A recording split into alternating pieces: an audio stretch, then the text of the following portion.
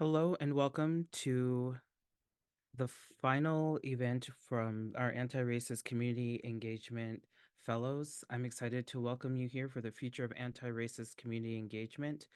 Um, we at Campus Compact have had the privilege of working with these uh, great editors and authors for the last year, and me specifically, really just working closely with them for the last 6 months. And I'm really excited to allow and to present to you give you this opportunity to share in their wisdom. Today, we're going to be joined by scholars and practitioners in the field who are going to share their ideas and strategies that they're using to promote anti-racist community engagement as we think about the future of anti-racist community engagement. And so without any further ado, I will hand it over to the team and let them share with you what they've learned. Thank you so much, Nicole. It's wonderful to see everybody here today.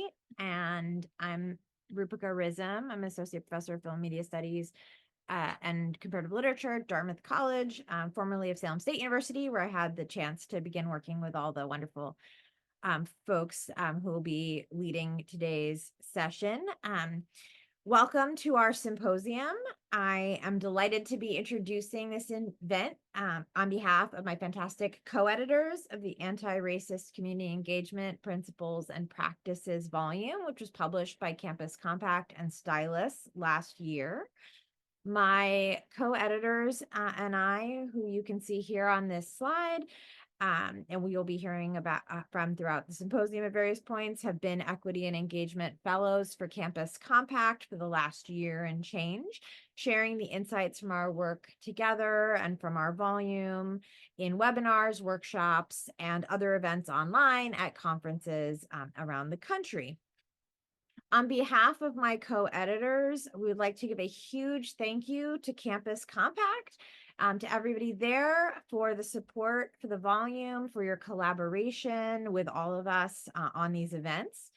We are so grateful to have collaborated with Campus Compact and hope this is just part of ongoing conversations we'll be having about the important work of anti-racist community engagement.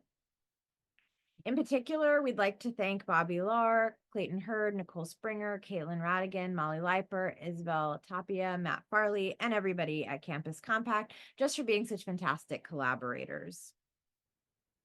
The Anti-Racist Community Engagement Principles and Practices volume grew out of several years of collaborations among the co-editors, most notable of which were our efforts to identify principles for anti-racist community engagement. This work, which was funded by the Massachusetts Department of Higher Education, was a really collaborative effort across Massachusetts state universities and the University of Massachusetts Amherst.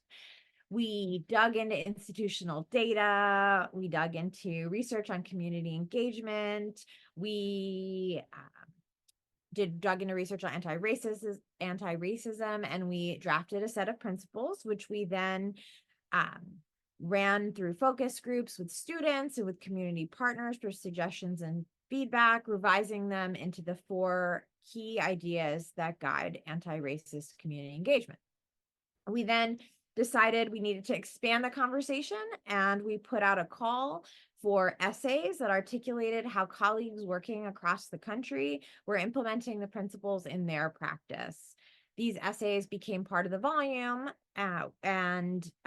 which is really aimed at being highly practical. So each essay is no more than 2,500 words. Each one describes the case study of community engagement, clearly identifies takeaways for readers that can be adapted for your practice, and then makes connections to other scholarship, other programs, and to the impacts of the work.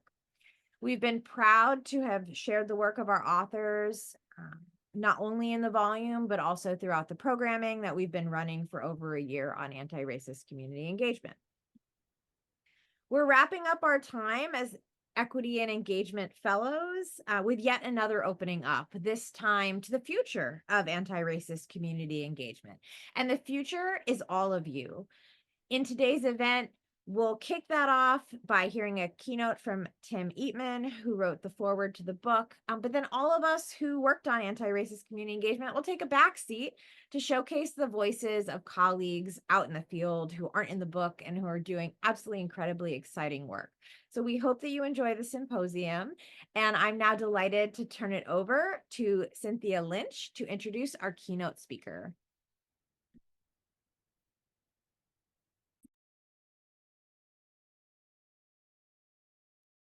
Wonderful. Thank you, Rupsy. Hello, I'm Cynthia Lynch, and I am the Assistant Vice Provost for Civic Engagement and Academic Strategic Support at Salem State University. And it is an honor for me to introduce Dr. Timothy Eatman, who I've known for many years and has served as a mentor, a scholar I look up to, and a friend to me. Dr. Timothy Eatman, an educational sociologist and publicly engaged scholar, serves as the inaugural dean of the Honors Living Learning Community and professor of urban education at Rutgers University-Newark. Prior to this current appointment, his primary network of scholarly operation and leadership was with the National Consortium Imagining America, Artists and Scholars in Public Life, serving as faculty co-director. Dr. Eatman currently serves as the chair of the board of directors and membership committee at the American Association of Colleges and Universities, AAC&U. He also serves at AAC&U as a faculty member of the Institute on High Impact Practices for Student Success.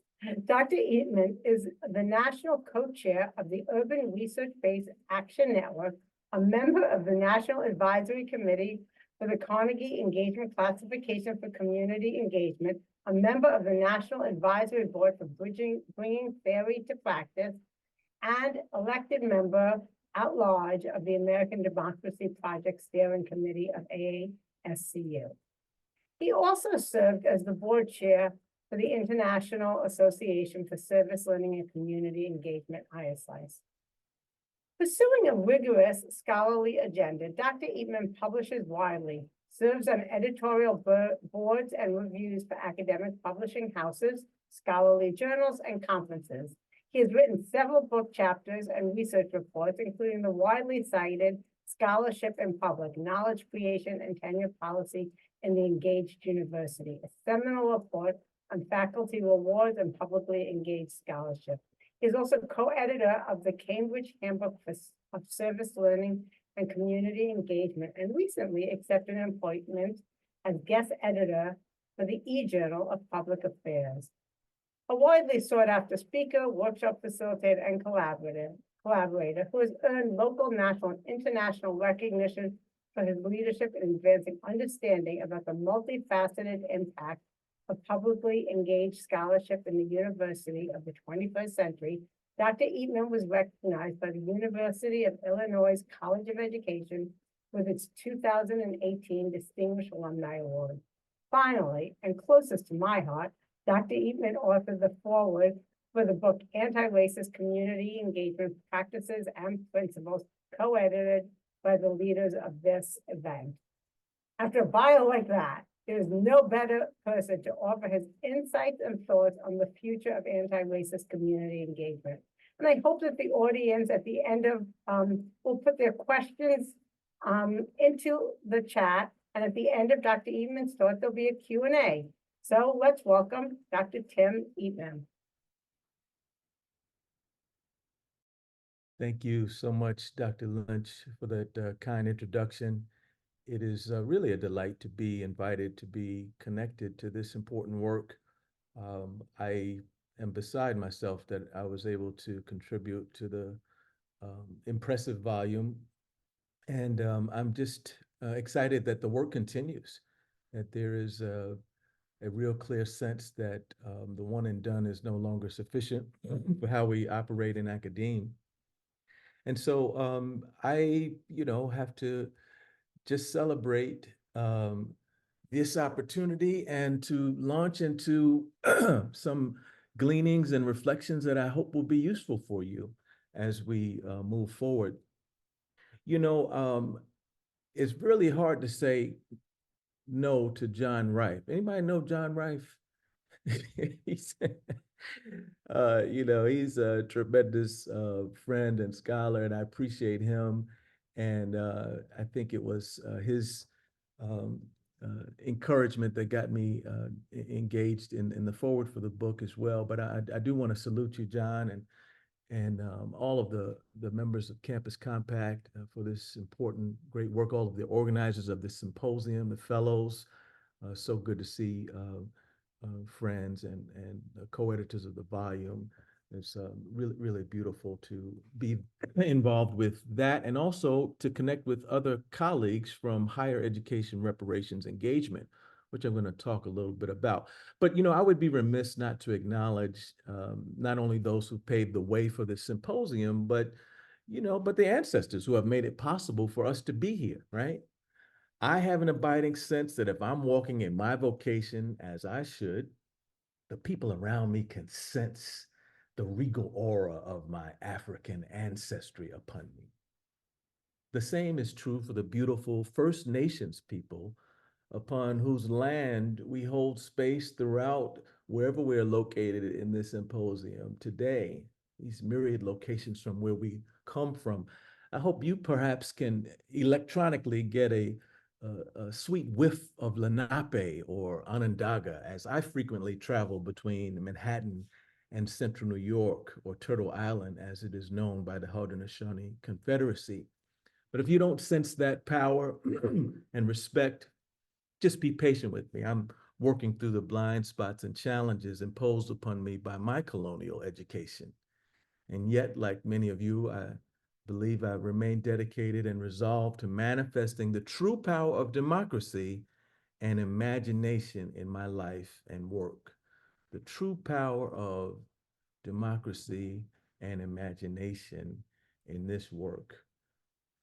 I am really delighted to, if I can advance my slide here, be letting you know that I'm coming from Indianapolis, where I'm at a meeting of civic learning and engaged democracy with some multi-state um, collaborative organizers who are thinking seriously about something I think very related to this push for us to understand the power of anti-racism and really reparations, which I'm going to be talking about shortly.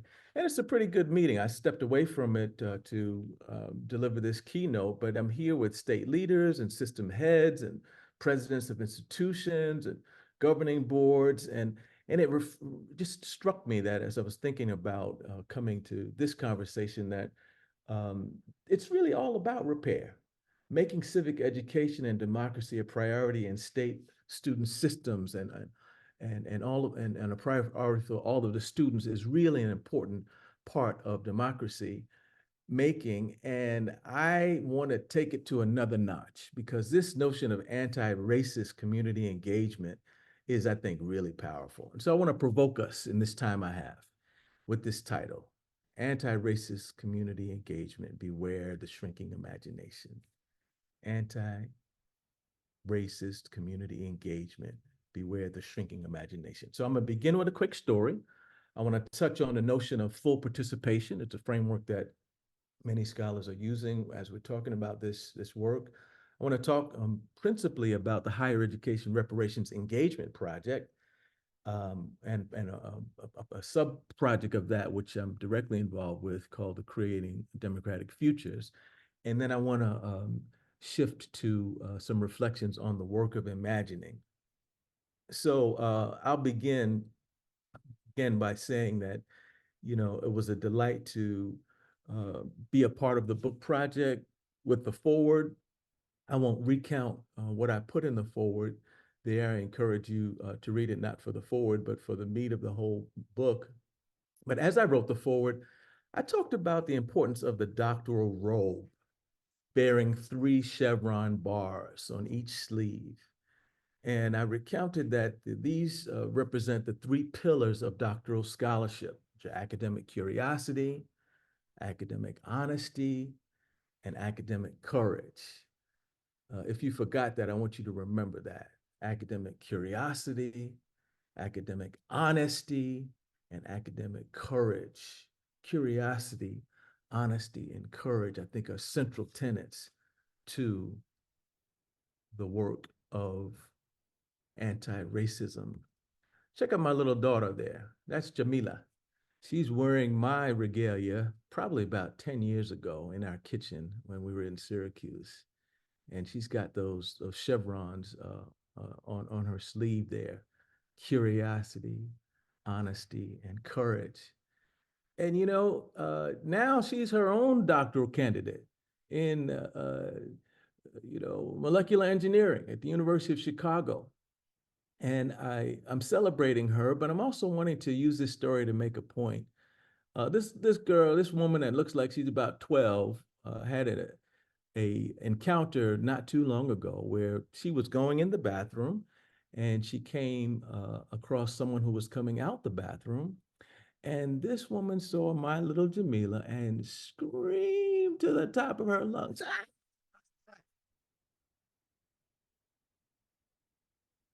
Jamila says, what's going on? What is wrong with you?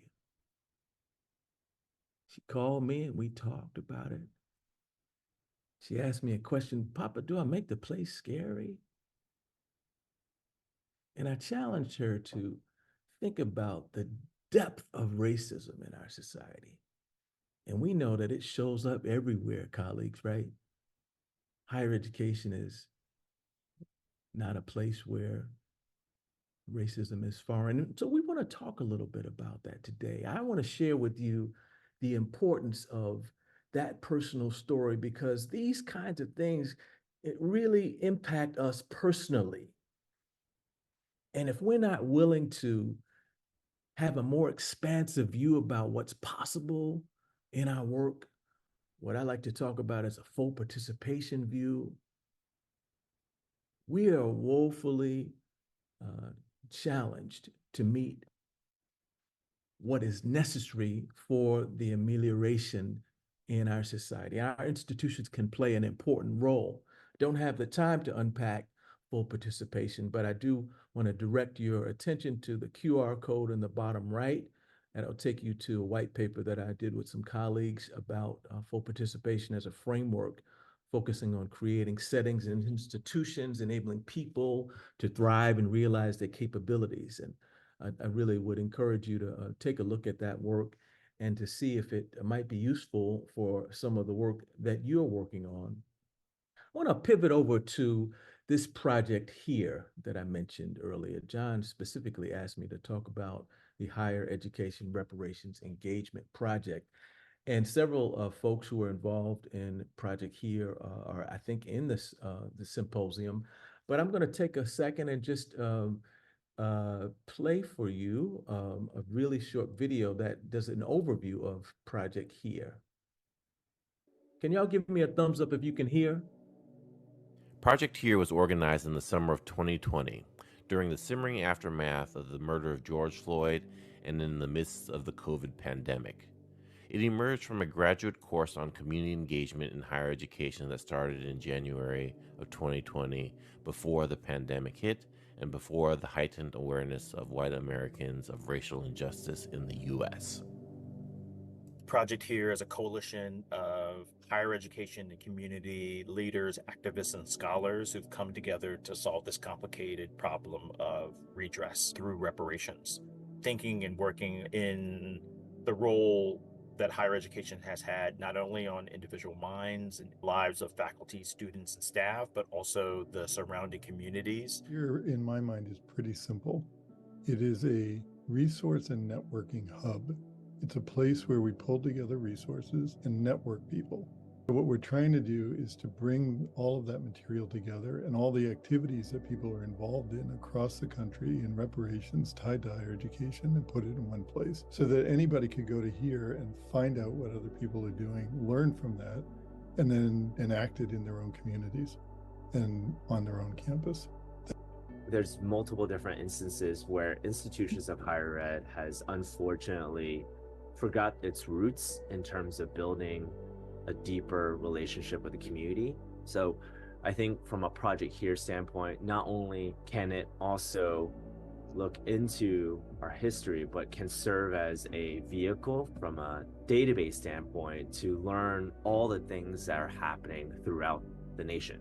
Project here that comes up and gives you a space to kind of explore the possibilities of what higher education can be doing to think about what reparations looks like, thinks about what equity can be, and not just to advocate for one thing, but to think creatively about it, to be critical about what's going on in the world, and to look for not just allies, but ways that we could start pushing this conversation forward meaningfully. Here is self-care right in the middle of the work, because it's recognizing the humanity of all of our brothers and sisters and doing that in a way that is authentic and provides opportunities to share hurts and to heal and to have people who love you and care about you in the flow of your work.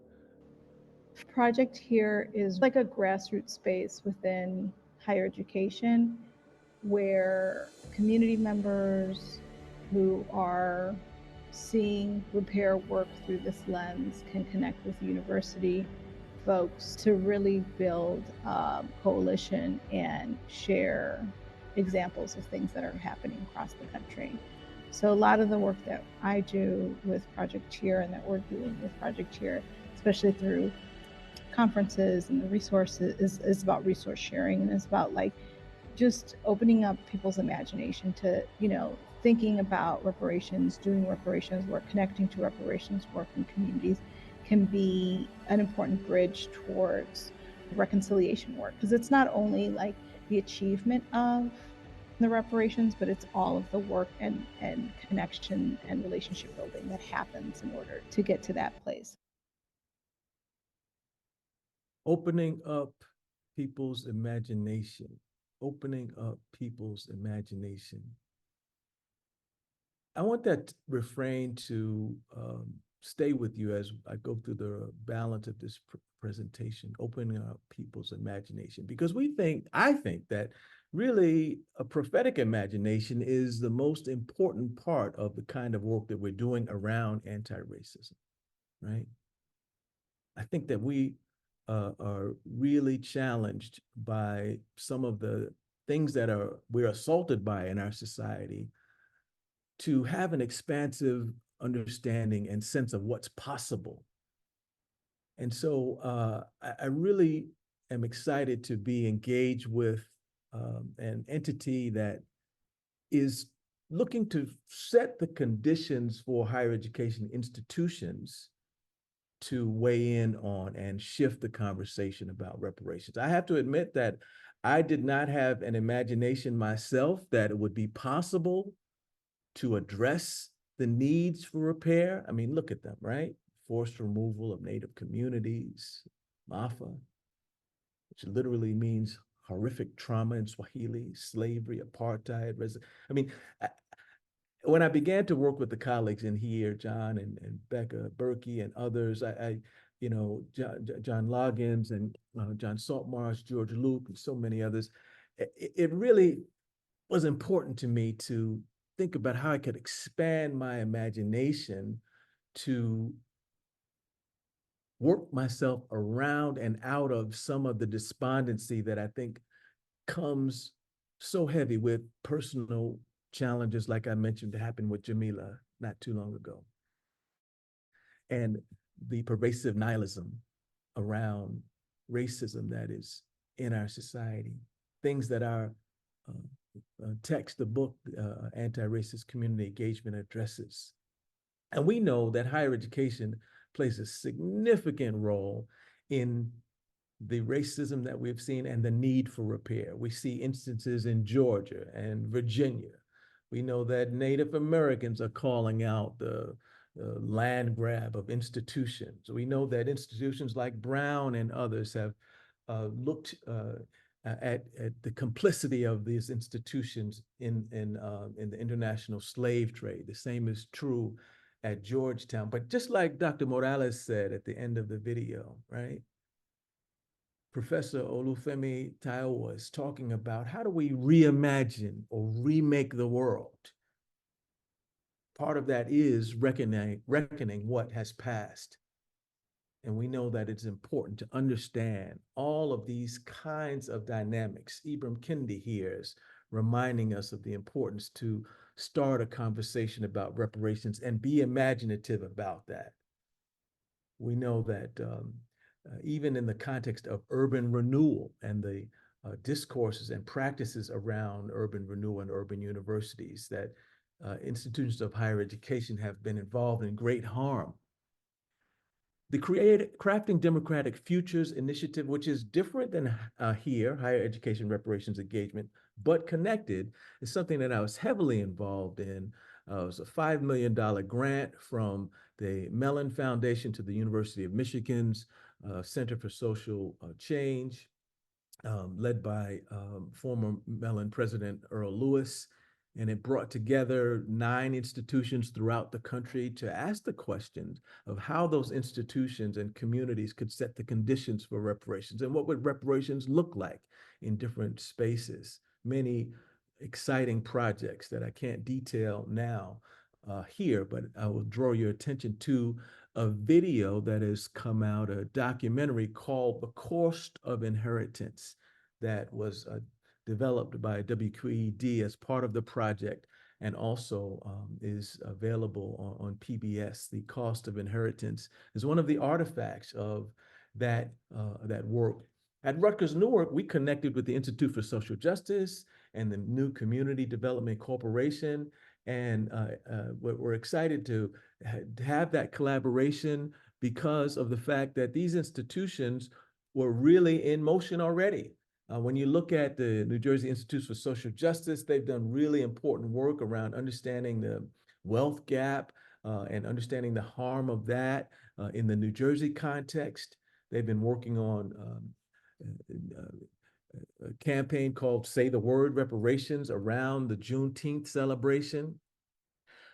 Over at Rutgers Newark, in collaboration with the New Jersey Institute for Social Justice, we've worked with some students in a graphic design project called Visual Means, that is pairing students who have graphic design skills to projects that have a social justice focus, so that the visual identity and the narrative can be useful. And we use them in some community dialogues that we had throughout the city of Newark.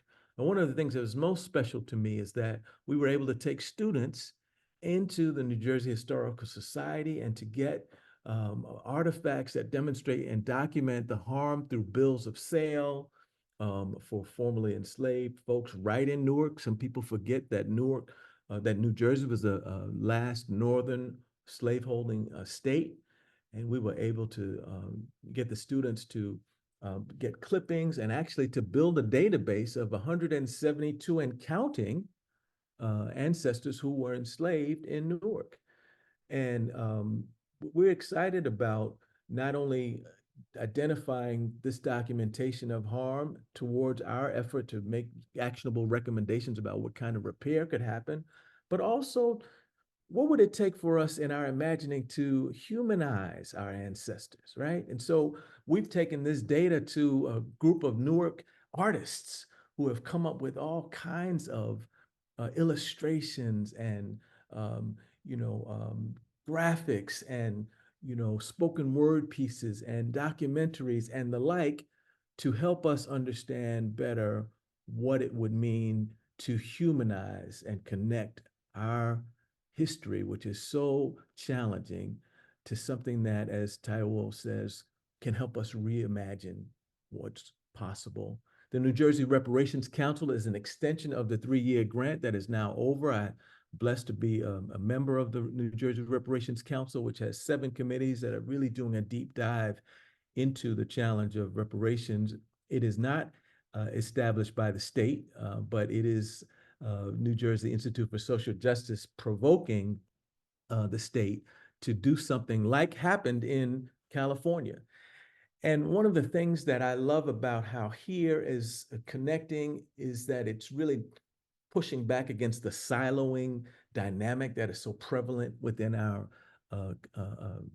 institutions. We've connected with the Reparations California effort. In fact, we hosted a screening of 400 years plus of reparations in California at the New Jersey Newark Museum of Art. I guess it was a couple months ago, bringing in a world-class documentary filmmaker who took the 500-page report that Dr. Cheryl Grills and others wrote and was commissioned to create 5 episodes about reparations. And so we're really excited about that work. And we know that the arts are important for us to get out of this shrinking imagination. Again, beware the shrinking imagination.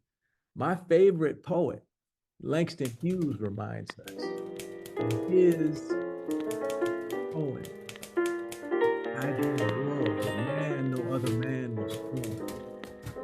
The love that touched the earth and peace is I dream a world where all will know sweet freedom, where greed no longer stops the soul, avarice lights our day. World, a dream, black and white, liberation.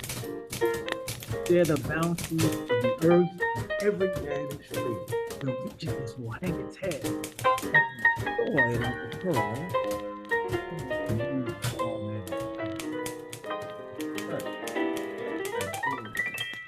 I do.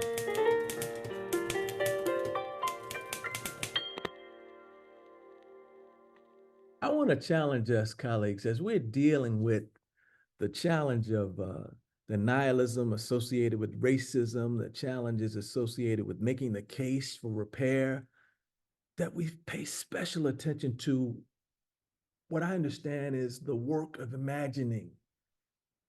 I really wish I had time to unpack it, but as I come to a close, I want to share a book project that I worked on with colleagues in the National Consortium Imagining America, Artists and Scholars in Public Life before we handed it over to the new team led by Erica Cole Arenas out at University of California, Davis. What is the work of imagining?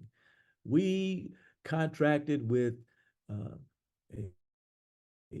colleagues from a community arts and cultural organization in New Orleans, Ashe Arts and Cultural Organization, and had them serve as our poet mentors to help us translate some of our ideas about the work of imagining and its importance to shifting up some of the nihilism that we're seeing that is located in higher education and in the larger society, to change that out of our academies into poetry and into metaphor and into image.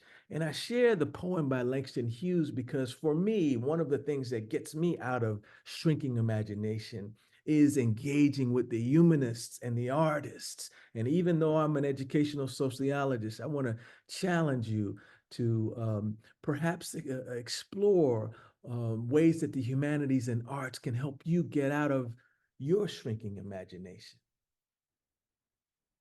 We build this piece of 7 moves around a poem. Won't go through the poem right now, but you can find it. We can make it available to you. 7 moves of the work of imagining begin with the move of letting both hands go. How can we move forward if we cannot have that sense of wonder that young people have as they experience the challenges of life?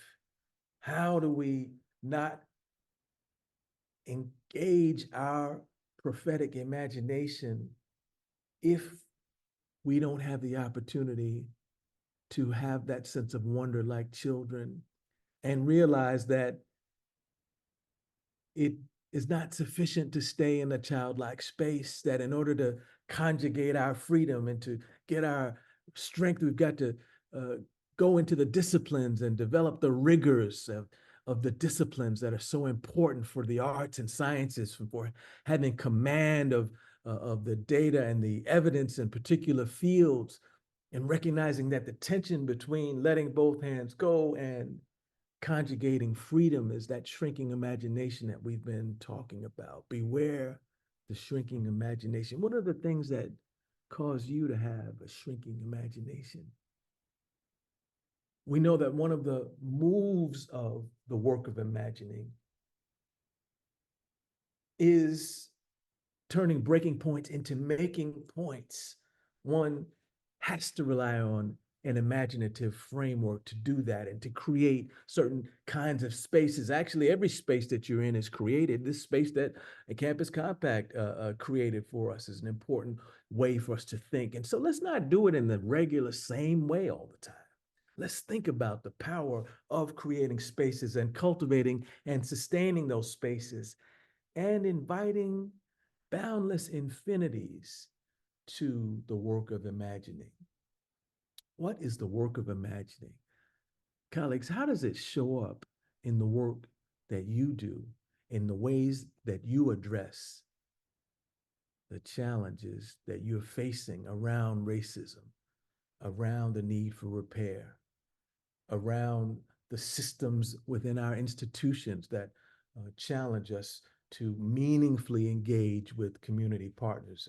So many of the chapters in the book deal skillfully with the idea of those challenges and ways to think about and engage them. One of the ways that I'm engaging in a prophetic imagination in the context of community engagement is the blessing and a tremendous opportunity that I have to serve as the inaugural dean of the Honors Living Learning Community at Rutgers University-Newark. This talk is not about that, so I have to restrain myself into going into greater detail, but I can tell you that those students that looked at that Newark data at the New Jersey Historical Society, the students that were trained to facilitate those 16 dialogues that we have, a part of the reparations project, those students who learned oral history, many of them were from the Honors Living Learning community. And what we're doing with, we hope, prophetic imagination at Rutgers Newark is thinking how to redefine honors and to do it in a way that cultivates talent, local talent. I mean, talent that Rutgers University-Newark had been missing for years and years. In the last 10 years, colleagues, we've seen an 80% increase. That's 80% increase of Newark residents who are at Rutgers University-Newark. What a privilege it is to be in an imaginative space. No, this is not the Diversity Honors College at Newark. This is the Honors Living Learning Community. Yeah, we have a traditional honors college, but we've imagined an honors enterprise that lets us employ the high impact practices for student success and to focus them in a place-based way and to cultivate talent. We know we can't do that without meaningfully engaging communities. Our students receive a merit scholarship for room and board, and they also complete a 18 credit minor. So we're really excited about imagining in that way and the commitment that the Honors Living Learning community has to social justice. Every one of the students in the Honors Living Learning community has to take on a capstone project that relates to social justice. And the way that we conduct the curriculum also invites students to seriously contemplate, but also express and act upon their calling to be positive change agents. If you walk into our building, I hope you will all visit, there's a mural by the front door that was created as a class assignment. The class was about educational inequality in Newark. And this woman, Vivian Peralta, who's now a doctoral candidate at Texas A&M in biosciences. I think she studies the reproduction among locusts or something. I don't know exactly what it is. But when she was in my class, Local Citizenship in a Global World, and we invited the students to share how they understand these issues, she drew this powerful, powerful painting, which is now a mural in our building. And I think you can see here, right? Vivian has drawn the community coming out of the shadows literally climbing up her body. Yeah, if you know her, you know this is how she pulls her hair back sometimes. Vivian is a Dominican sister. English is her first language. Um, a natural scientist, but an artist. I said, Vivian, you're an artist. Dean Eatman, I'm not an artist. What are you talking about, Vivian? Do you see how she expresses this balance of justice? Yes, she's clear that this man of color is linked to the carceral state, trying to do his part to deal with the imbalance of resources and material resources over and against community health and wealth and work. Uh, on this side of the wall, we see a woman with a book. It's got the word history for a title, but it's written backwards. Why is it written backwards, Vivian? Because this small, dwarfed Uncle Sam is the whispering lies into the ear of a weeping Lady Justice who has the balance of justice literally on the head of a man of color. What a privilege that we have to engage young people and to challenge them to develop an analysis and express that in myriad ways, regardless of what their discipline is, so that they can move towards a prophetic imagination. I'm closing, and I want to share with you in closing 5 critical senses of engagement, because I think it's going to be useful as you think about the possibility of prophetic imagination in all the work that you do, no matter how challenging issues like reparations or racism in all of its forms are for you. I want you to think about a sense of hope, a sense of history, a sense of passion, a sense of empathy, and a sense of planning. And I map those 5 senses to a hand because everyone needs to be touched. Our work in anti-racism is about touching and seeing people, not seeing people in the way that lady saw Maya Jamila, but seeing them with compassion and with a recognition of how we sit in humanity together. 5 critical senses of engagement. It all begins with hope, makes our work possible. Yeah. I don't know about you, but I'm feeling often quite hopeless in the context of the challenges that we have in our society, whether it's wars or whether it's climate change or whether it's reproductive rights or whatever the issues are. We need our communities to come together in deep fellowship and network and to exercise hope mapped to the opposable, to the hand with the opposable thumb, because hope lets you grab onto something. Sometimes we need to just grab onto hope, use our network and our colleagues to help us when we can't do it ourselves. That pointer finger is mapped to a sense of history. History lets us point to the past, realize that we don't have what we have because of a mystery. We have what we have because it's intentional, but we can point to the present and also to the future. The tall finger is a sense of passion. It's like oil in the engine of hope. It's the reason we get up early and stay up late, but passion dissipates. And so empathy is critical for our senses of engagement. It goes deeper. It reminds us that we all have skin in the game together. And that small finger, that pinky, that sense of planning is one of the senses that help us remember the importance of the rigor of our work, the careful planning, the strategic articulation of evidence that you'll find in the Anti-Racism Community Engagement book. I want to salute my colleague, Nick Suzanis, who had helped to organize a illustration of these concepts. And I want to thank you so much for giving me an opportunity to hopefully share some thoughts with you that might be provoking and that would help you think about moving from shrinking to prophetic imagination.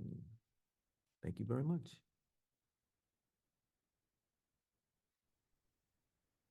Thank you so much, Dr. Eatman. I am just overwhelmed by the amount of incredibly exciting examples of innovation around this work. So thank you so much. I invite everyone to populate the chat with your questions. I would love to hear what folks are thinking about, what questions that you're sitting with. And any, someone is saying, Tim, this is so beautiful. Any comments or questions that folks have? I'll just be shuffling them along. Tim, I was so really in love with, frankly, those 7 moves I think you called for cultivating imagination, and really excited for your suggestion of sharing those. Be Just glad give to. folks a minute Be to. glad. It's a real honor to be invited. I think, Christina, you know, from when we first started having our conversations about this project, how excited I was to be a part of it, and trying to promote its use in so many ways. So I was glad to see this seminar, this webinar, and hopefully we can get not only Campus Compact but other organizations encouraging and supporting this work. Hey, folks, if you have questions, can you please put them in the Q&A section? Actually, I think because this is a webinar, attendees are unable to put it in the chat. Oh, okay, got Christina, you. I will make you a co-host so you can see those questions. Can you see the questions now, Yes. Christina? In the Q&A, do you see that at the bottom of your screen? Yes. Okay. Super. Okay, great. Thank you so much. I have a question. How does this framework impact or transform our university's definition of community engagement? Well, I'm not sure I know what framework they're talking about, whether it could be the full participation framework or, you know, the framework that we're using to manifest the here work. But either way, I think that it really puts a demand on us, Dr. Santana, to have a fuller assessment of the reality of our space. I mean, I often talk about our metaphor, the ivory tower, right? Like that's our metaphor. And what does it mean? It's about celebrating being removed from community, right? And so we need a framework that reminds us to disrupt that, right? And I don't know about you, but all the time I'm looking in the mirror saying, oh my goodness, what is wrong with me? Am I making that decision? I'll say to Cynthia Lynch, but you know, hey, help me think about this in another way. Or John, do you follow what I mean? And so I think these frameworks are helpful for us to disrupt the normative because it's so pervasive. And it's so pervasive, but I don't want to leave without hope, right? That sense of hope, right? My story is not possible without higher education.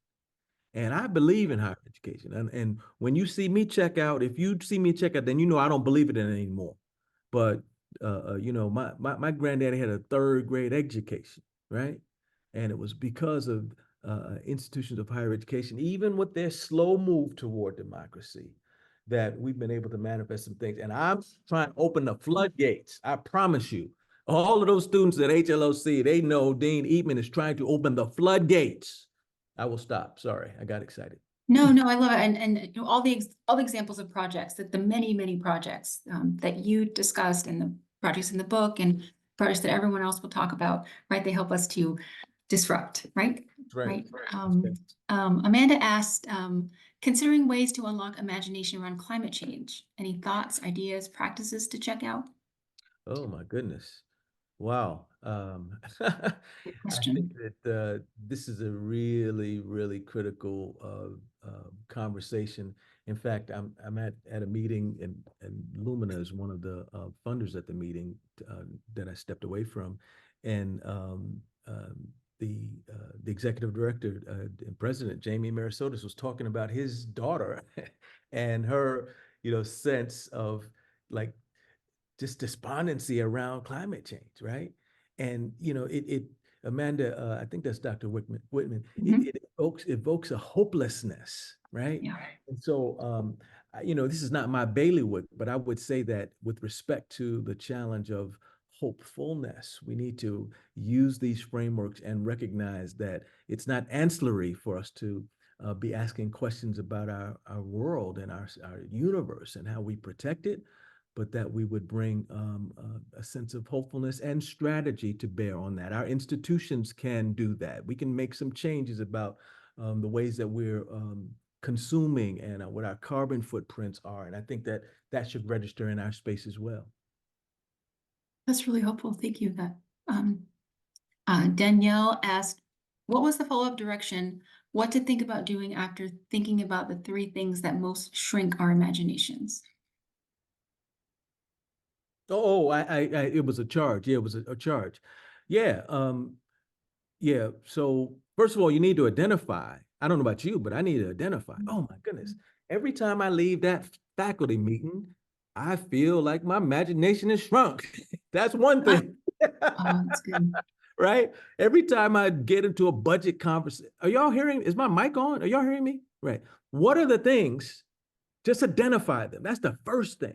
And then get around someone like Dr. Santana and say, Doc, I'm feeling like, every time I'm in, can I call you when I get out that meeting? Right. I mean, and again, one of the things about the HERE network that I find so beautiful is that, I've fallen in love with John Luggins. Do you follow what I mean? He's my brother. Do you know what I'm saying? Like we hit each other up, we develop that community, and not only are we aware of the challenges that we're facing, but we're also able to share with them and to sit in humanity together and not be despondent, even though we are deflated sometimes. I love that. Just really taking seriously those moments and sharing them with others and then be able to lift each other up. Next question is, you speak about young people and the honors college. I think about the students who are adults that have some college but no degree. How are you imagining their engagement? So I'm glad you asked. I'm glad you asked that. Check out College Unbound. College Unbound is the 14th accredited post-secondary institution in Rhode Island, doing amazing imaginative things around recognizing the traumas that our institutions of higher education have visited upon people who have some college who can't get their transcript because they owe money. The College Unbound is rethinking how to give work credit for college credit, and it's fully accredited now as an institution. They even get Pell Grants. So check out College Unbound. Glad to talk to you some more about it. I'm on the board, but it is really, really important because it is, I think, such a barrier to having people have positive life options. And having the albatross of the academy hanging over them. They're embarrassed because they can't continue. And when we look at the way that our system has honored and bailed out corporations, and well, that's another conversation. But check out College Unbound for the person who's interested in that work. Wonderful. Thank you. Ia Porter asked, thank you, Dr. Eatman, for such a wealth of information. But so many institutes of higher education are scaling back on the DEI work, either through the elimination of positions and or scaling back budgets. How do we continue this work in this new day of restrictions? Yeah, that's real. That's real. Yeah. It's not only DEI. I mean, I told you, I'm at a multi-state meeting right now. When I leave here, I'm going back down to the meeting, and the conversation is about, can we say even democracy? I mean, right? It's crazy. It is bona fide crazy. This is what I want to maintain. It's hard, but, and I'm not trying to be dramatic. Christina, my wife always says, Tim, don't be dramatic. People don't want you to be dramatic. But my ancestors said, and it's just so palpable to me in the context of reparations. They said, I am not going to be enslaved, no matter how challenging it is. And that wasn't just about words. That was about forced oppression, right? And my auntie Harriet she ain't necessarily had shoes and she might pass out while she was leading you. But listen, we're going to be resolved and we're going to walk in the tradition of the boldness, the effrontery, and the temerity, regardless of how challenging it is. And I'm not saying it's not challenging, but you know what? We got this education, don't we? We smart. How can we think about, I mean, the framework of full participation is one Yeah. that I have found useful, right? It's hard it's hard to say full participation is not working. Now, I'm not saying that we should seed language and all of that. I'm saying we ought to be strategic and skillful about how we make the choices, but only after we have resolved that, just like the ancestors, we will not allow these assaults to diminish or to shrink our imagination. That's the first step. That's why I asked you to identify those things that shrink your imagination. Because when we resolve, we're unstoppable. Thank you, Tim. I have a couple of questions that are in the same vein. Yeah. Do you have recommendations or words of encouragement for folks who work at public institutions in states that don't even allow us to talk about diversity, let alone anti-racism or reparation? I'm going to read the next one if you don't mind.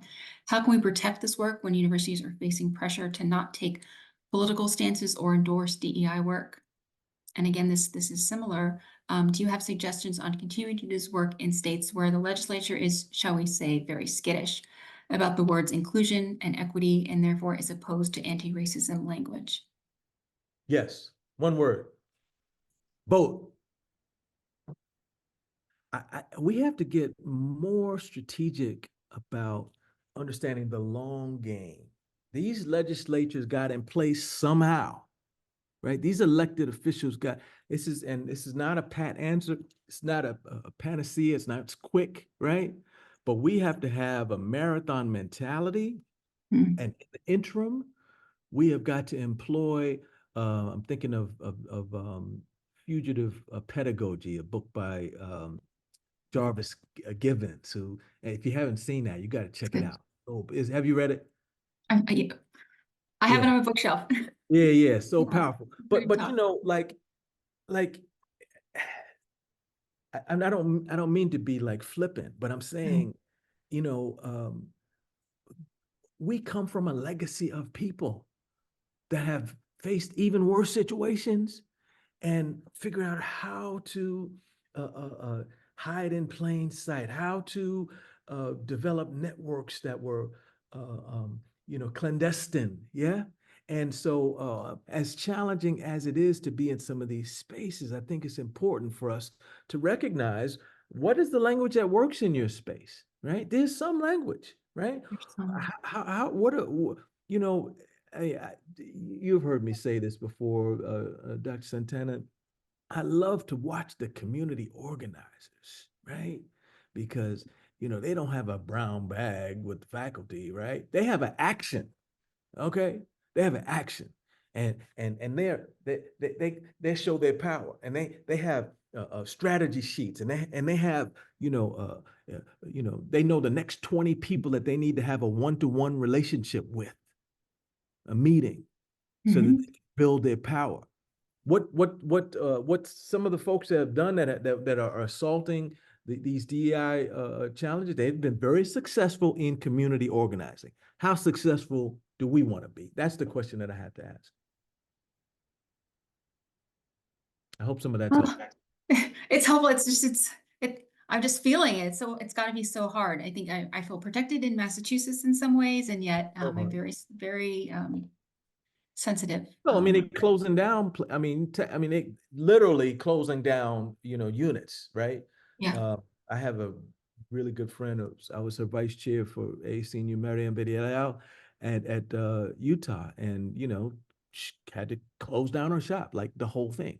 And it's not a game. I mean, I feel this stuff personally, as well. But I know that we have to have a serious resolve to be a part of the political process, to get the appointments that need to be made, and to not have a short view. That's why I'm glad to be in this conversation around civic education and involvement, because it's the kind of thing that we can do in our institutions of higher education. Let's do one more question. Nadia Anderson asks, or starts with, your words are so inspiring. How can white faculty be part of this work, particularly in disciplines with few people of color? How can white faculty be part of this work? Well, definitely come join here. Yeah. Get on with us. You know, there's no membership due or anything. We just like trying to develop a coalition of people of good faith and people who recognize humanity. So, you know, you can do that today, particularly in disciplines with few people of color.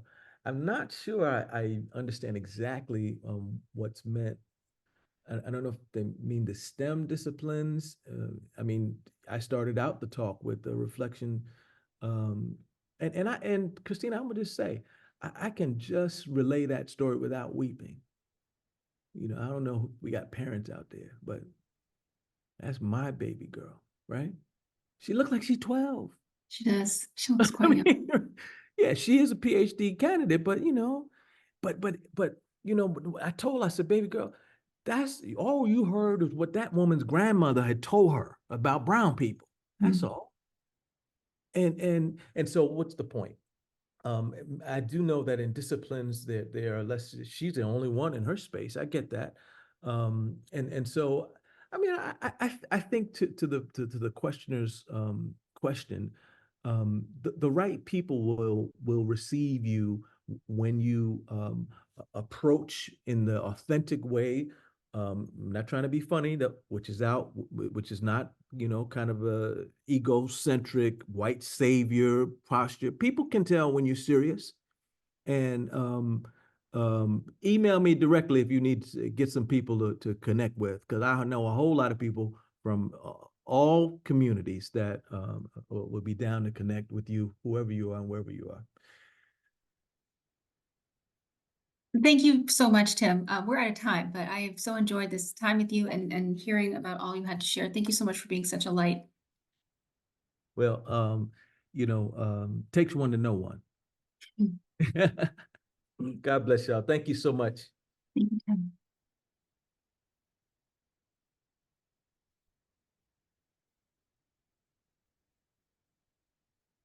I think that's me next. Hi, everyone. Thank you for joining us today. And thank you again, Dr. Eatman. That was an amazing, inspiring keynote. And thank you, Christina, Dr. Santana, for leading that Q&A session.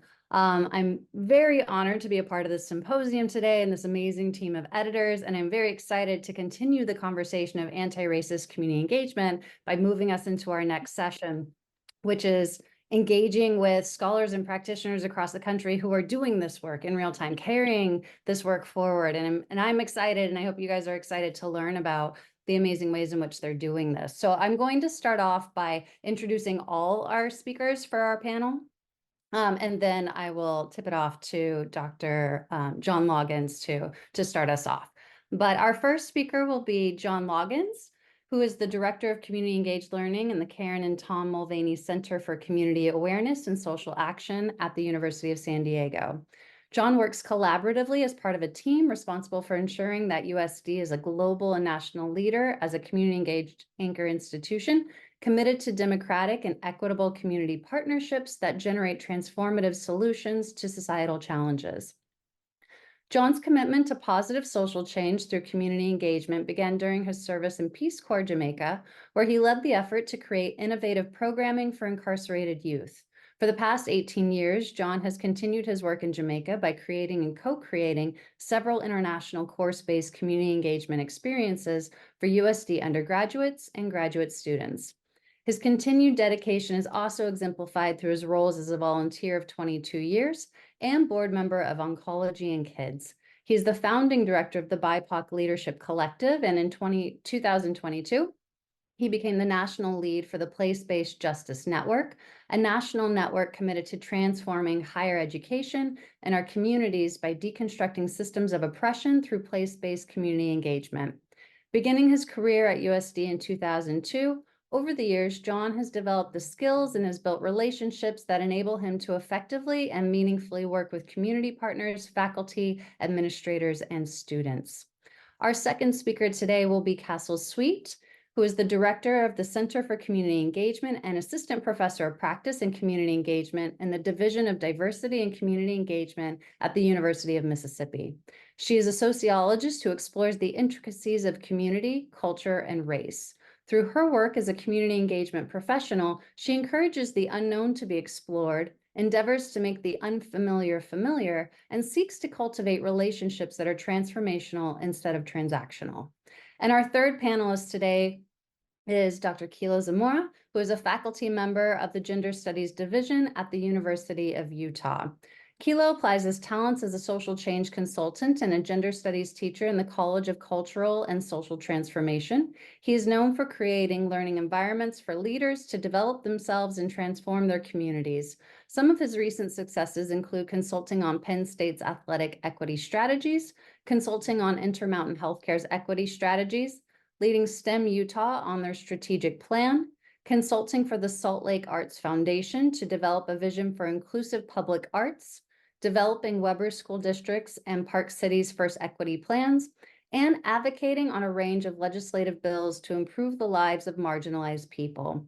His awards include the David Morton Allied Health Instructor of the Year in the Physician Assistant Program, the School of Social Work's Teacher of the Year, the Pete Suazo Social Justice Award, the Equality Utah Award, the Utah Education Association Award, and the Utah Martin Luther King Award. So these will be our three panelists for today, and I will kick it off and pass it over to Dr. John Loggins first. Thank you. Thank you, Cindy. Good afternoon, everyone. I'm honored to be here. Tim's always a tough act to follow. He giveth and taketh away, I think, in the sense that I had thought to share a little bit more about here, but he covered a lot of that. So he took that away, but he also gave me this ideal or this framework of beware the shrinking imagination, which I think ties in very, very nicely with, how I approach this work. Again, my name is John Loggins. I use he, him pronouns, and, anti-racism is something I take very personally. I'll start off by saying that, I am a multiracial person. I have grown up in a variety of different places, and how racism has showed up in my life. I won't share examples, but it's made an incredible impact on me. And for me, when I think about like beware the shrinking imagination, it's a lesson I wish I had heard when I was younger. As a kid, I was, I still am, but I leaned into creating. I wasn't somebody that was tearing things down. Give me some Legos, I'd build something up. Give me a comic and a pen, and I would take that pen and I'd draw some comics, and then I'd create my own stories and my own narratives. But when I was in the grips of racism, and I'm not saying there's anything wrong with trying to dismantle racism, but that was where my energy turned to. I was about dismantling things. It wasn't about creating things. And for me, that doesn't feel as authentic as my imagination does, where I thrive, where I feel sustained and generative energy comes through me when I'm creating things versus when I'm trying to dismantle things. I think there's space for both. But for me to be honest and say, like, I have to do some personal work. I had to do some personal work about understanding how I'm showing up to do this work. And I'm very proud of what I've been able to do over the past, 22 years at the University of San Diego. I also see a long road ahead of us that is very, very fraught, and stakes are incredibly high, and it is very urgent in my mind. And I say that knowing, that I would like to use this time to share some stories, but also like to maybe galvanize and bring in more folks to this conversation and activate people, because I do think that is fundamental and crucial as in how we move forward. And I think before we can start even thinking about the future of anti-racist community engagement, is just thinking about the past. And I'm going to think about it through the framework of my own trajectory through the work. I started in community engagement, or when I started service learning 22 years ago now. And I also an alum from USD, and USD is not a place I thought I'd ever go back to. It's a predominantly white institution.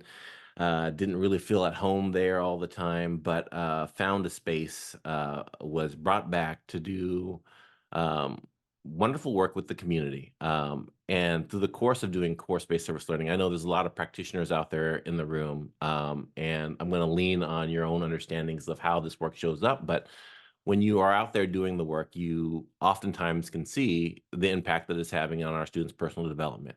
I think early on, especially when it's course-based, there's these opportunities for students to have their course learning objectives and meeting partner needs, and that's all great. But I think, so many of us saw, and I think Tania Mitchell highlighted, in her piece, that critical service learning is possible, it's necessary, and it needs to be deliberate. Like, how do we infuse conversations about the communities that our students are going into? How do we be deliberate and intentional about highlighting those pieces? And through the course of my career, we were creating programs that did just that, and I was really all about it. We started a program called the Black Atlantic in Jamaica, where we talked about the slave trade, when we worked with community partners, and we ran that program for 12 years in Jamaica. I think, that translated into the work that we did in our local communities here in San Diego. We sit right alongside a border, so there's ample opportunity for us to make these connections and be deliberate about them, working with faculty to include in their curriculum how our not needing just working with faculty. Let me back that up. I want to say, like, seeing our partners as co-educators and co-creators with us led us to really step up our game and transform a lot of the ways that we were doing this work. It was when we had a program in New Orleans, a place that Tim mentioned that's near and dear to his heart, near and dear to mine. There's a place called the Community Book Center with Mama Jennifer and Mama Vera. I just want to name them because they've been really instrumental in me trying to recapture my imagination. I grew up as an Air Force brat in a variety of different places, not always around Black culture. Being able to bring our students to New Orleans post-Katrina and say, like, we're not here to build houses. We're here to be cultural first responders. We're here to learn with the community, take up our space in ways that celebrate, love, and honor the wisdom that already exists in those communities, really opened up the possibilities of what community engagement can look like and not just service learning. And for me, it's been a transformational. Like, when I say I take this personally, I mean, I have a lot of work to do. I take it personally as that it impacts me, and I get angry and upset and activated by it. But I also take it personally in the sense that, like, when you point a finger, three point back at you. When am I in the grips of racism? When am I being pushed and pulled out of my authentic self? Those things are conversations that I never got to have. But when I was put in a situation where I had Black folks or people of color or women or LGBTQ plus folks that I'm in community with and I'm talking story with, those opportunities present themselves. And I think I was, for a long time, for a number of years, very content with this space and how we were showing up, how we were doing the work.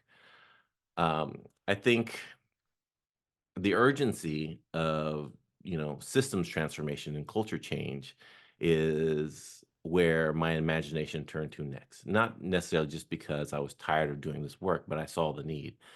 I was given an article as part of the BIPOC Leadership Collective, which I'll talk about in a little bit. Or I can't remember who the authors were, but it's a critical piece in saying, like, are we just training, performative acts by our students? Like, they're really good about going to these programs and learning the language and being able to speak social justice and post social justice, but what are they really doing outside of their posts? And I take that with a grain of salt. I value the work that we do. I think it's very, very important. But at that time, I was thinking about, like, so if I'm going to frame this, and this is my own kind of personal thoughts, I'm not going to put this on the University of San Diego. I'm here with you all, still working. Semester is just about done, but I'll just go ahead at every single. My Fs are on vacation already, so I'm going to be real with you all and say that I broke down in my mind, the currency of social justice, anti-racist work lies in what are you willing to risk and what are you willing to sacrifice.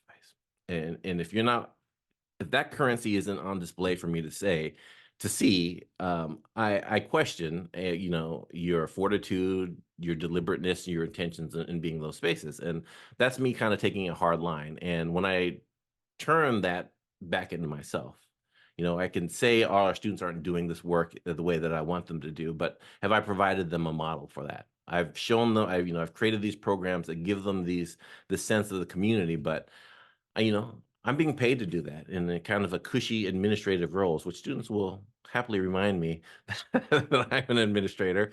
Um, what am I willing to risk? What am I willing to sacrifice? What am I pushing and calling our institutions to do? And that's when I started to kind of branch out of thinking about it just in the works of community partners, faculties, and students. Like, what can we do institutionally? And I was blessed to have a colleague and friend and boss, Chris Naive, who uh, saw the lanes that I needed to be in. One of which was the Place-Based Justice Network, which uh, USD is now the academic and fiscal sponsor for. It's a wonderful organization that's committed to seeing community engagement as being fundamentally anti-oppression, anti-racist work. We've done a lot of work on that front, and there's still a lots to do. Um, I would encourage you to kind of look up Place-Based Justice Network. I didn't make slides, but I had some links, but I don't know how to drop links into the chat because I can only do panelists and things like that. But I'll try to make some resources available for folks. But I think in networks like these, we find that this work is a little bit less lonely. I had felt very lonely in the sense that, like, how many people are thinking about community engagement as much as I am, and thinking it through and seeing the possibilities and the consequences and the possible outcomes of it. And I didn't have to be doing that alone. There are lots of people that are thoughtful and want to do this work, and the Place-Based Justice Network was one of those. Kent Koth was the original director and started over at Seattle U. So I want to acknowledge and pay respects to its origins.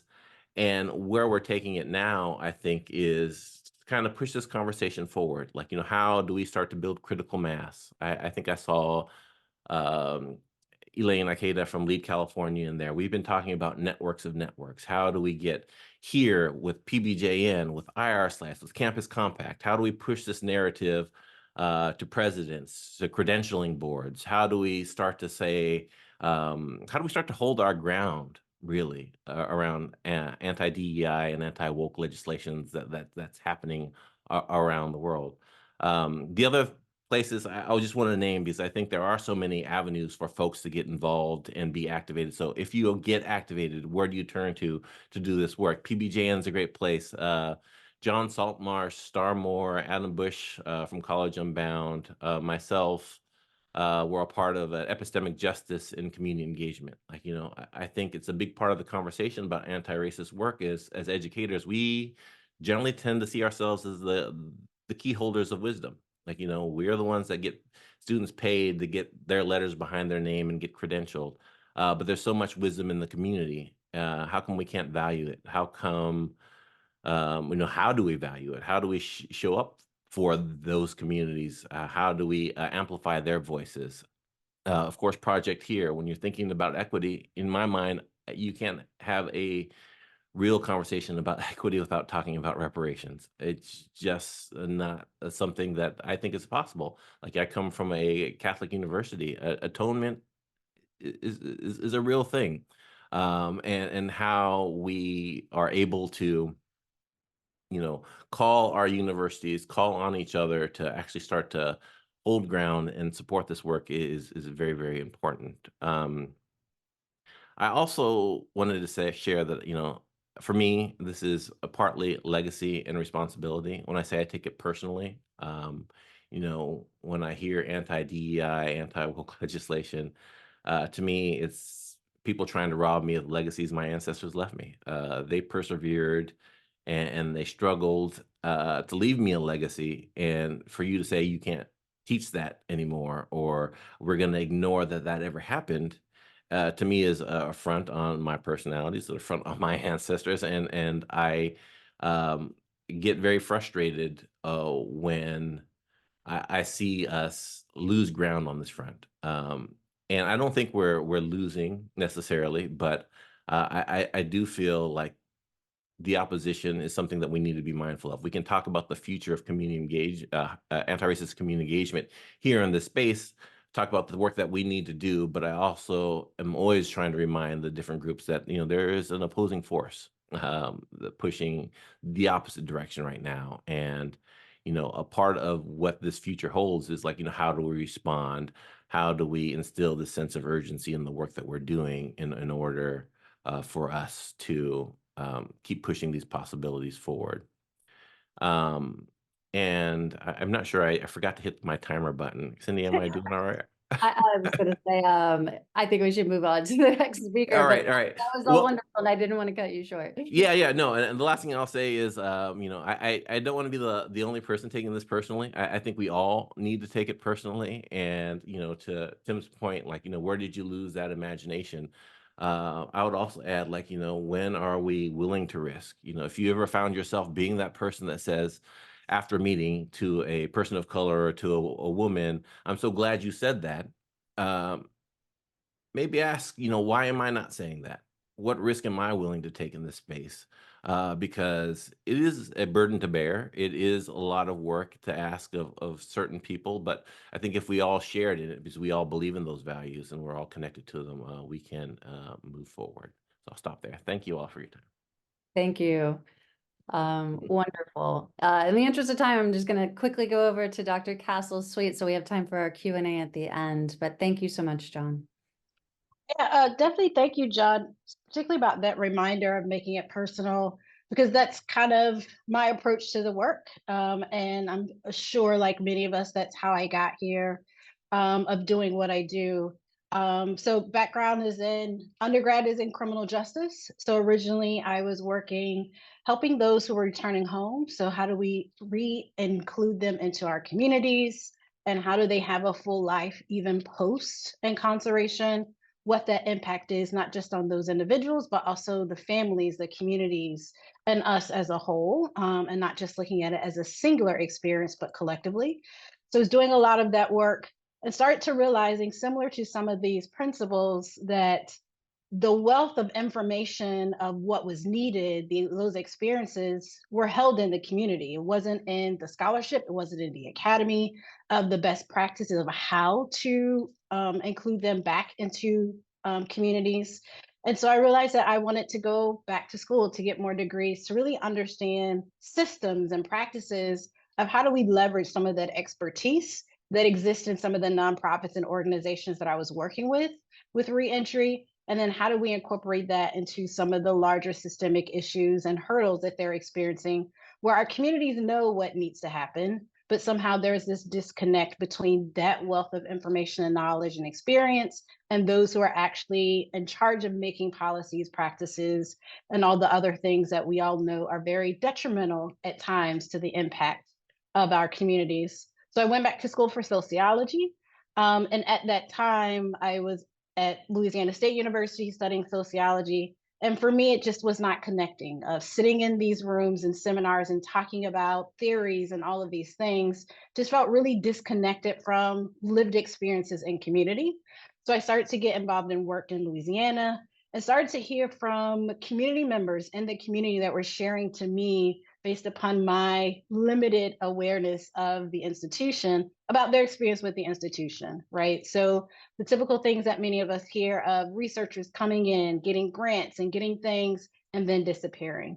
So those relationships, and to me as a grad student, I was like, this is just no brainer, right? Of how we can increase communication and we can work better with folks that we say that we care about. There should be some different ways that we're actually engaging and interacting. So that led me to do a number of things as a grad student, getting very involved.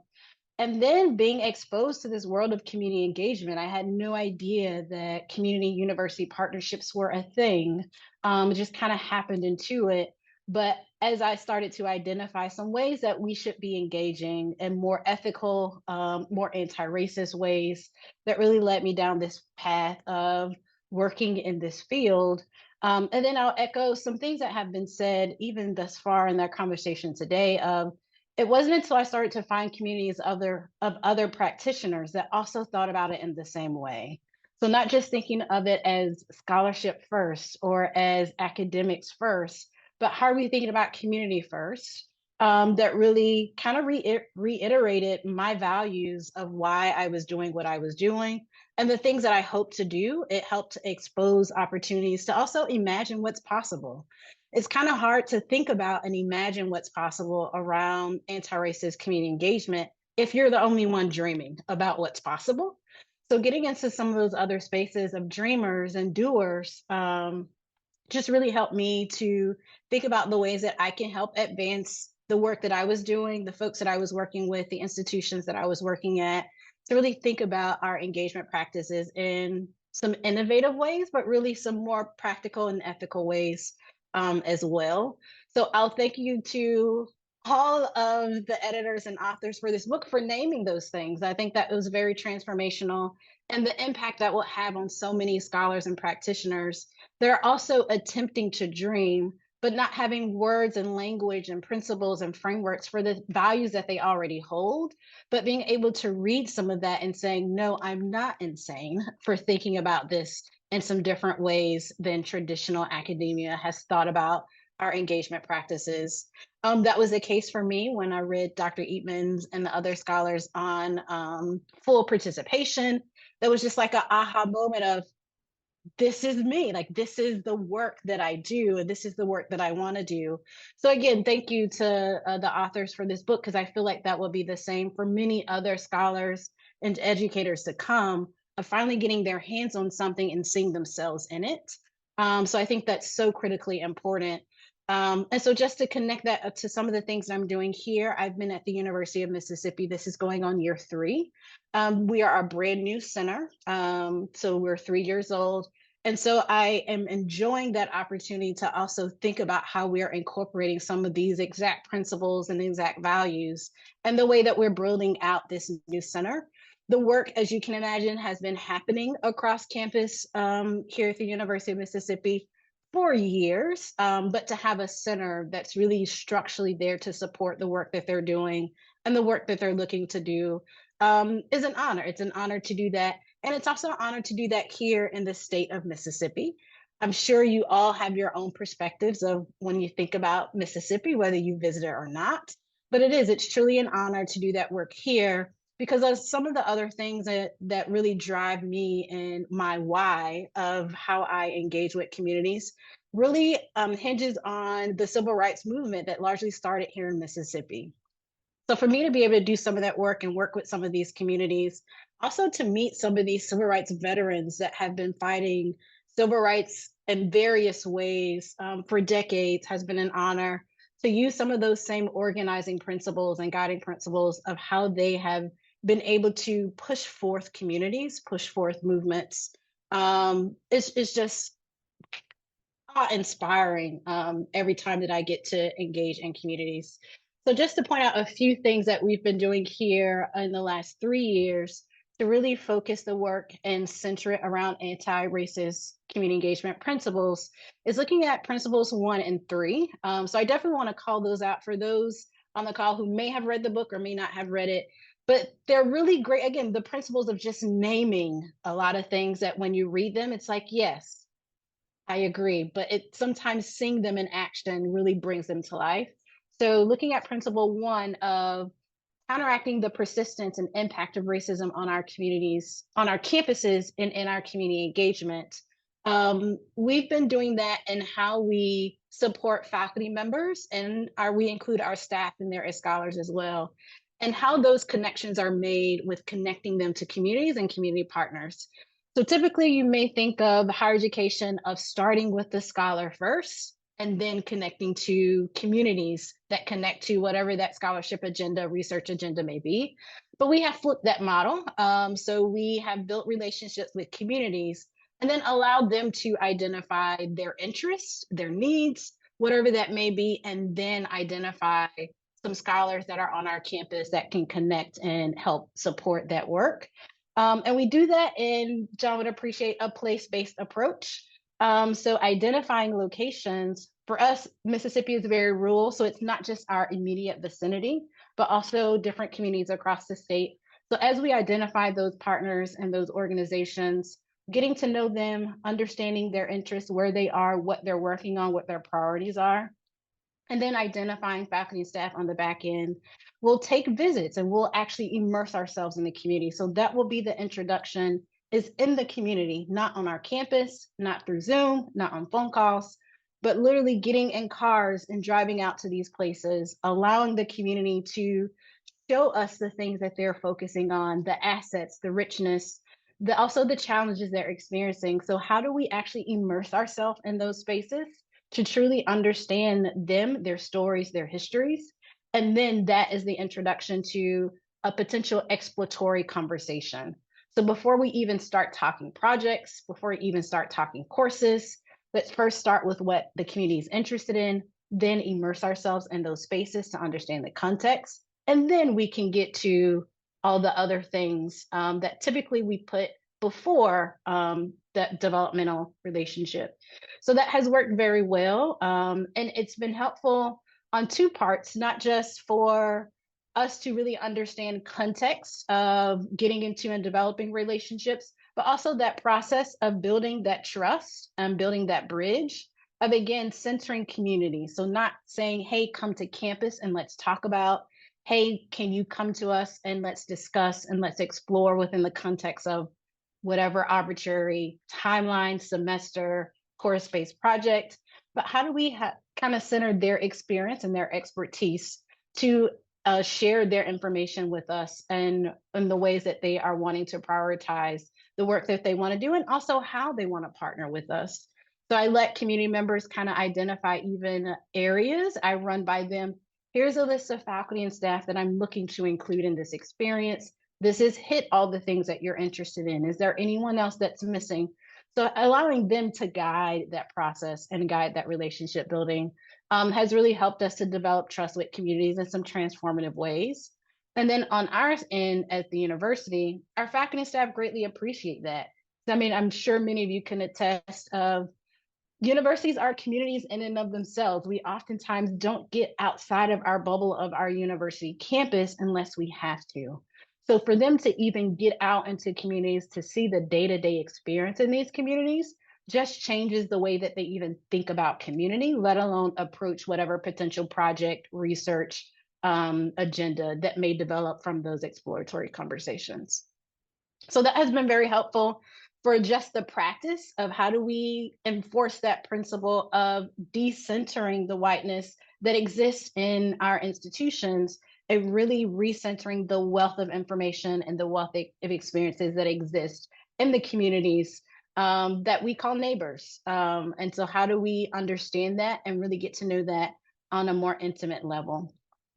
The second one that I also wanted to highlight is principle 3 is the understanding of, intentional learning. And so helping not just our students. So the way that we think about our learning is not just from a student perspective, but also the learning of ourselves.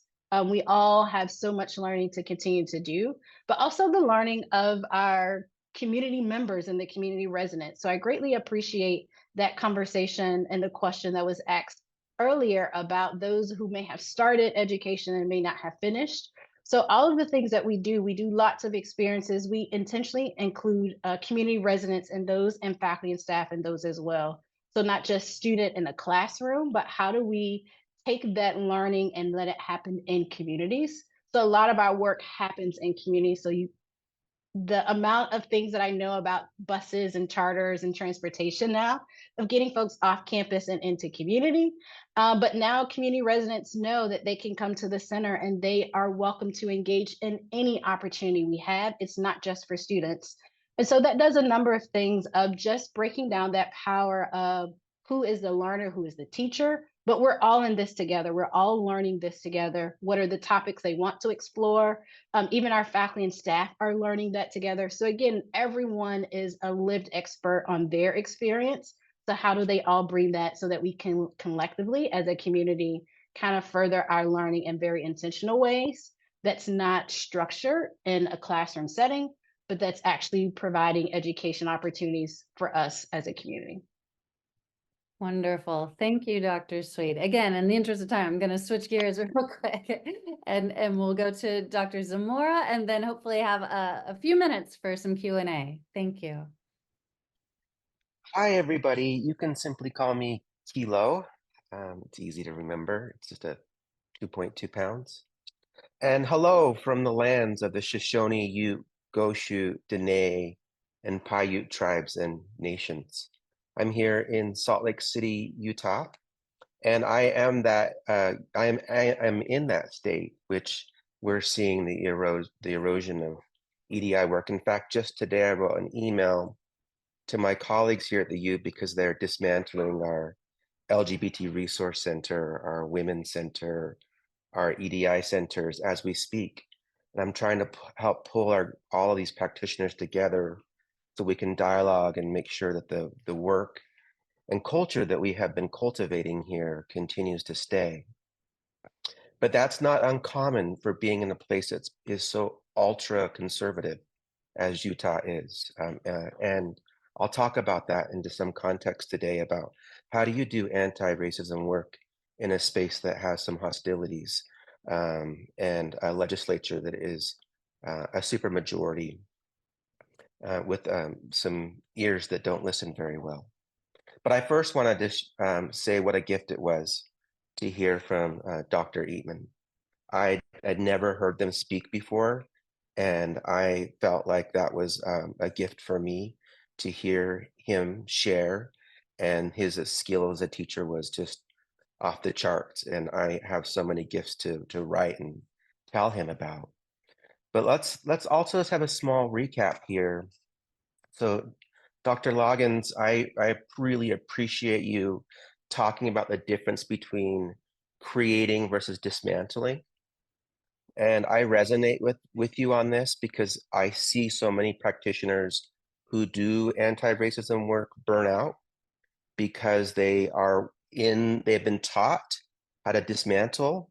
So diagnosing racism consistently means that you're saying the words racism over and over again, which I believe creates internalized traumas. But what they may not have been taught is how to reimagine and think about what's the future there. So I think as Dr. Eatman kind of brought that to us, Dr. Loggins, you really pushed it forward. And I really just, I appreciate you saying that because it's helped me. Like, we need to not just be diagnosing, but thinking about what's to come. And then again, both of you and Dr. Sweet, you both talked about this idea of we have to do this work in network and in community. That I actually wrote down a quote from you, Dr. Sweet, that says, "It's hard to imagine what is possible if you are the only one doing the dreaming." And I think that resonates, and I'll bet you that resonates for many of us as we're thinking about, right, if we're doing it alone, we may not see all the other creative ways to do it. Again, staying with Dr. Sweet for just a little bit longer, because I think some of our listeners really want to hear it again. And that's this idea that the wealth of best practices are held in the community. That's how you said it. The wealth of best practices are held in the community. And if we hold to that statement as a team of practitioners, it tells us that the academy is not the generator of anti-racism work. We're the collectors. We go into the community and we try to understand what these, for example, being in Mississippi and thinking of the legacy of civil rights workers and seeing the opportunity to put their practices, procedures, and values into practice. What an opportunity. And of course, as you said that, Dr. Sweet, I was like, I want to come. I would love to even just be a shadow to hear that great work, and that you're there doing that. What a gift, both for you to hear that, but also for them to know that you see it and want to make that bridge continue to be possible. For me, one of the contexts here is that we had a bill in Utah called HB 261, and it's the anti-EDI bill. So I have been watching how public universities and all of our different programs that are state-sponsored are beginning to be dismantled, and the chilling effect it's happening on practitioners at this very moment. Why that's important to all of us here is that we need to be creative again. It's a moment in which we find new ways to reemerge, that we have to find ways to be drum majors in this, in ways that we haven't before. And sometimes, because I've lived here for so long, I feel like this is a great place to do the work because my edge gets sharper and sharper because of the pushback that I receive. A couple of examples that I think are really cool that you might be interested in. I teach a class called Gender on the Hill, where I actually take students to the legislative capitol, and we have the class during the legislative session. And I have those students work directly with community advocates and talk to their political leaders. And one of the projects we worked on, which was a real challenge, we've been working on the murdered and missing Indigenous and women epidemic. Salt Lake City has one of the highest rates in the country. But as we're doing that work, imagine having a group of students who mostly do not identify as Indigenous. How do you work with those students to work alongside our nations and tribes, so that they are not the only ones at the table, but our students are learning how do they support, how do they engage, and how do they take the plans of our nations and tribes and work with them, and sometimes completely unseen. So that ally work is very fundamental to anti-discrimination work. And yet we have to be able to see and do that work in a very delicate way. At the same time, we have to do that with a legislature who's hostile. And when we're up there as a class, and or when we see our tribes there, it already feels like we are out of our league for them.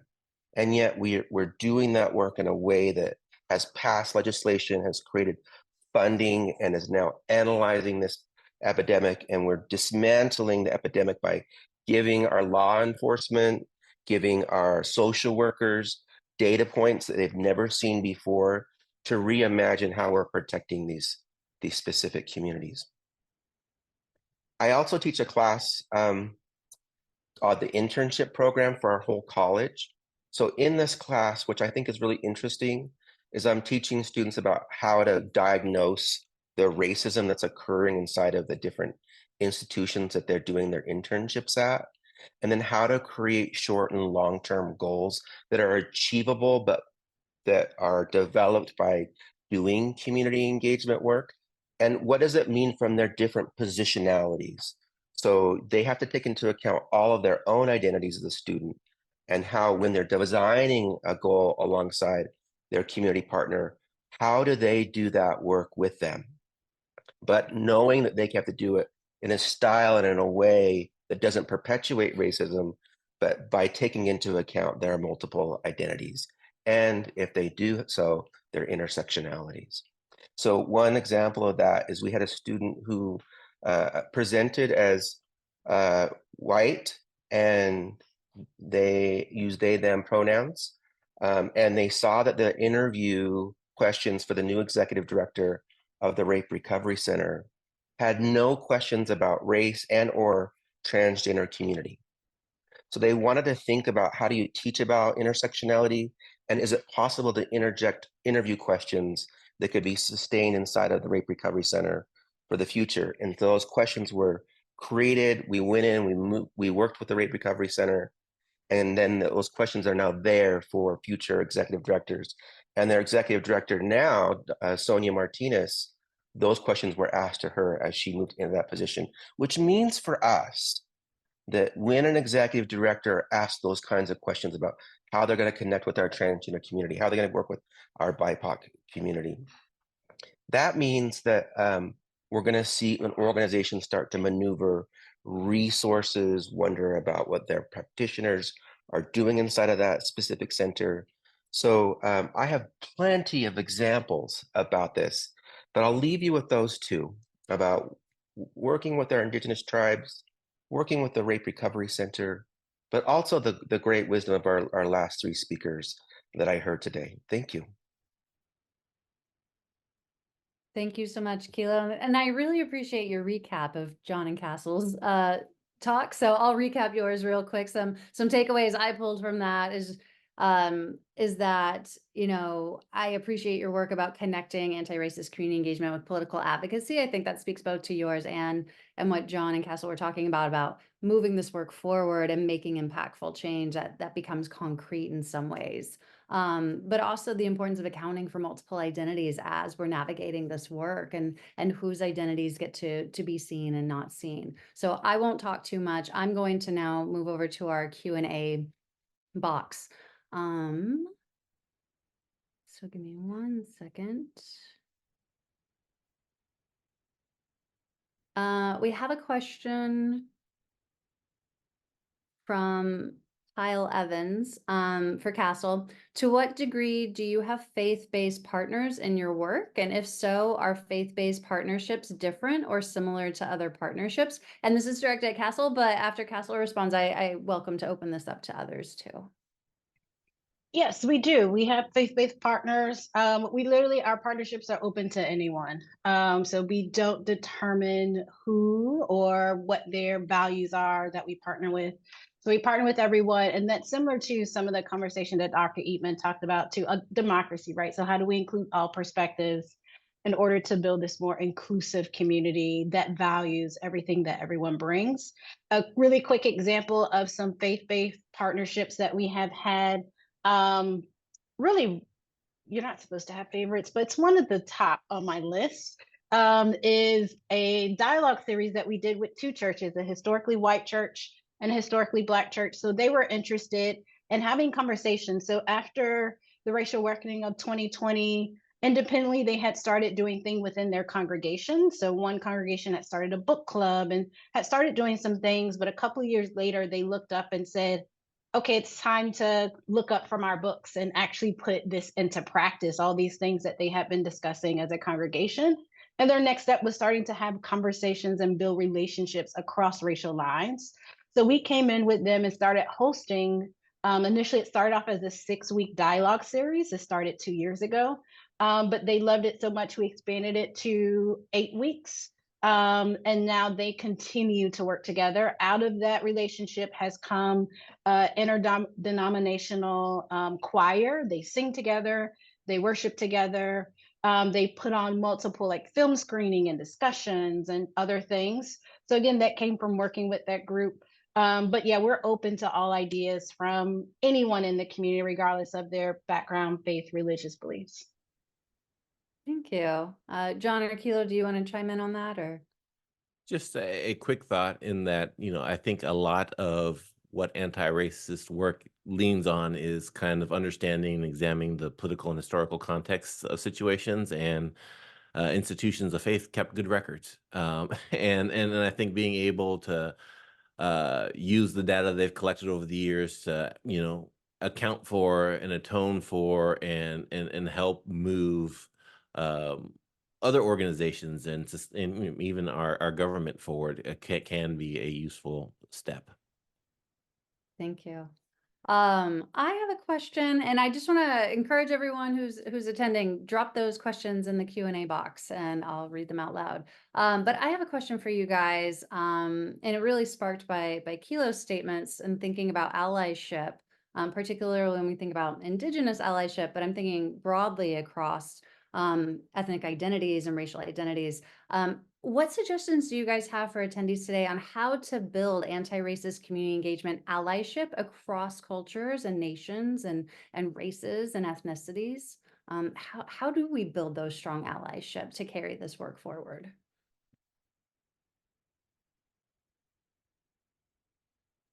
I really want to hear you talk about this, John. I want to hear you talk about it when doing the work in Jamaica. This would be important to me to hear. Oh, thank you. You know, in terms of allyship, my initial response is like thinking about it in terms of kind of movements, moments, and momentum. I feel like when you're thinking about allyship as it stands in our current context, thinking about the students at Columbia, thinking about allying ourselves in anti-racist work from a political historical context, it's hard for me to do that knowing that atrocities are still occurring in Congo, in Gaza. Like I feel like there's a lot of ways that we can be responsive to the energy that's already out there. And, my imagination goes to, um, these students and leaning on, helping them think with their own imaginative selves and follow suit. Like, sometimes I think I just need to get out of the way. And I'm not sure what you're looking for, Kilo, as far as Jamaica, but I do feel like there is, a collective energy with folks, and we can tap into it if we're attentive to it and willing to step in, even though it's risky, even though it's dangerous and it's fraught. Yeah, I definitely agree with that. And just to expound on, pull a little bit more on a thread that you started there, understanding the history and the context of starting there, and then understanding that's the way you can understand the connections to present day. So again, I echo a lot of the things that we're seeing. They're not new things. They've been happening for a while, but understanding the context of them, the history of them, and how they're still showing up and manifesting in present day experiences, that will help grapple with the role and the connections and the relationships and how you can ally. What's the best way to ally, depending on what's happening, who the people are, who the stakeholders are, and what their experiences are. So it's just getting that understanding, I think, will open up the door and make it more plain and visible of best practices of how to best ally. I agree, Castle. Actually, I'm thinking of what you've already taught us, and that you are not using your faculty then to be matched. You flip the model where you're going to the community and seeing what their needs are, and then finding the scholar or staff member that can support those needs. And you do it in a very immersive way. So it's not from afar, you're going to the space and you're sitting in that space. And I think there are so many powerful lessons about being an anti-racist practitioner from that little example, that little but powerful example that you shared. Thank you. We have a question from Haley. How do you balance the work of anti-racist community engagement and the partnerships you hold with conflicting institutional or university priorities at the higher level?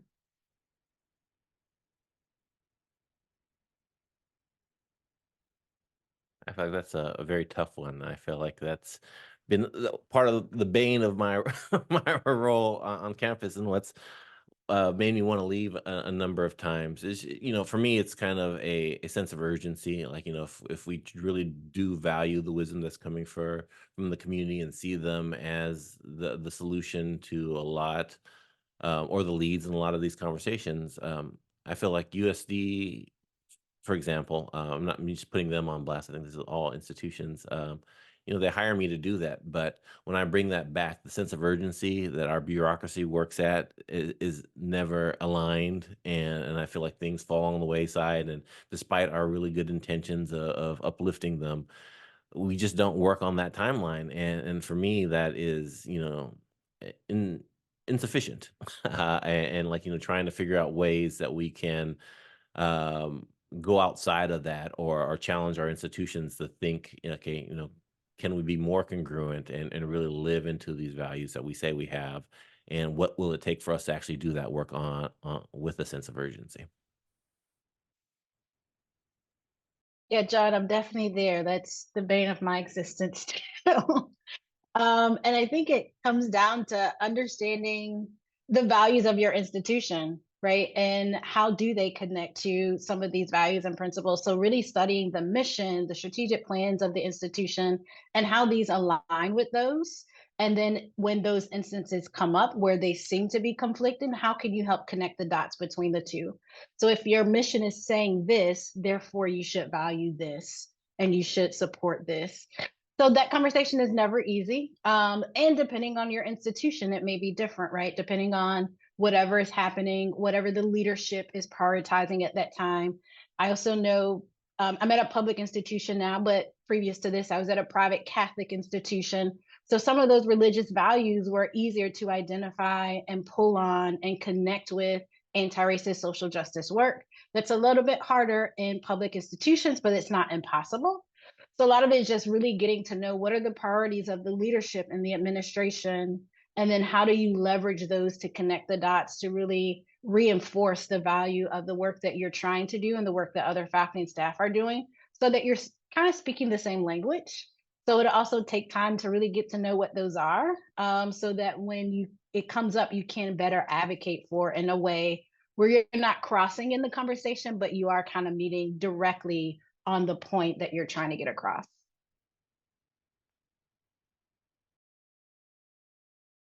Hilo, do you want to add anything? No, it was well said. Okay, thank you. We probably have time for maybe one more question, maybe two.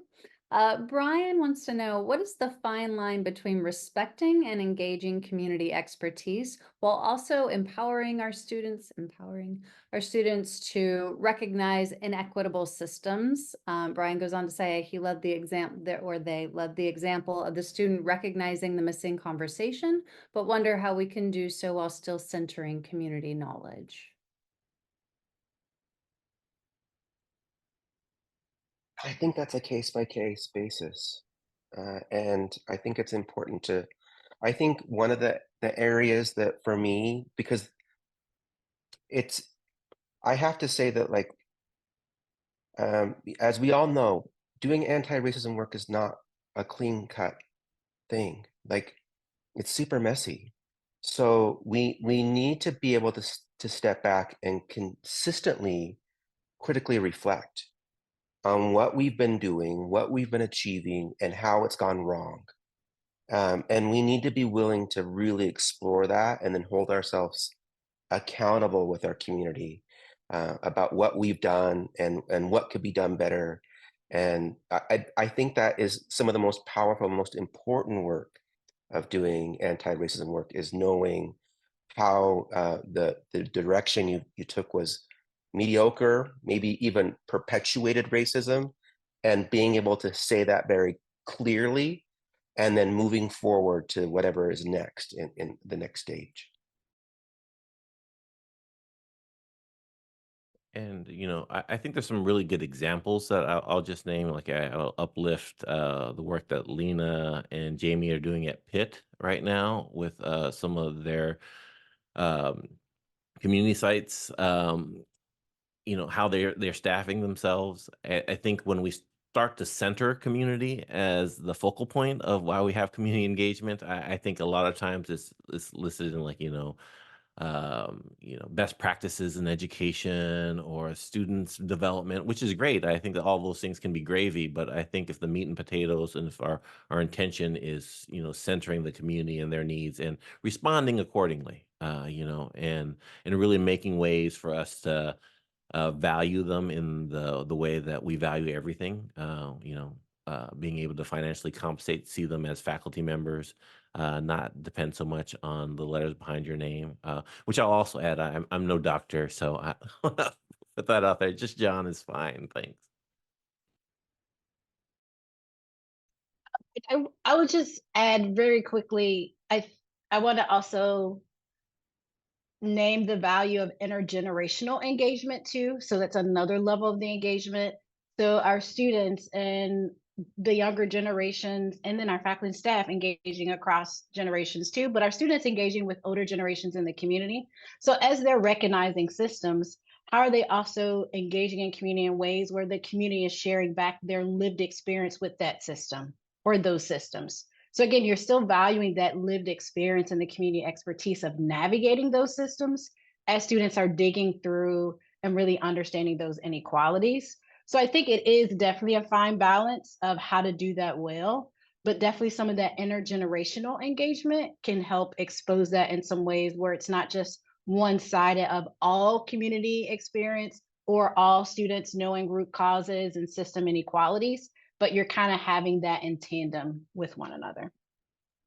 I love that. I love that lifting up of collective intelligence and building, co-constructing knowledge together. I love that. I want to be mindful of time, and we actually did a small break in our symposium for people to get up and stretch and take a bio break. So I want to wrap up this panel very quickly and say thank you so much to John and Castle and Kilo. We greatly appreciate the knowledge and experience and practices you've shared with us today. I'm hoping everybody out in the ether has jotted down some notes and some takeaways. And with that, I will pass the baton over to John Rife, who may be creating space for a small break. Thank you.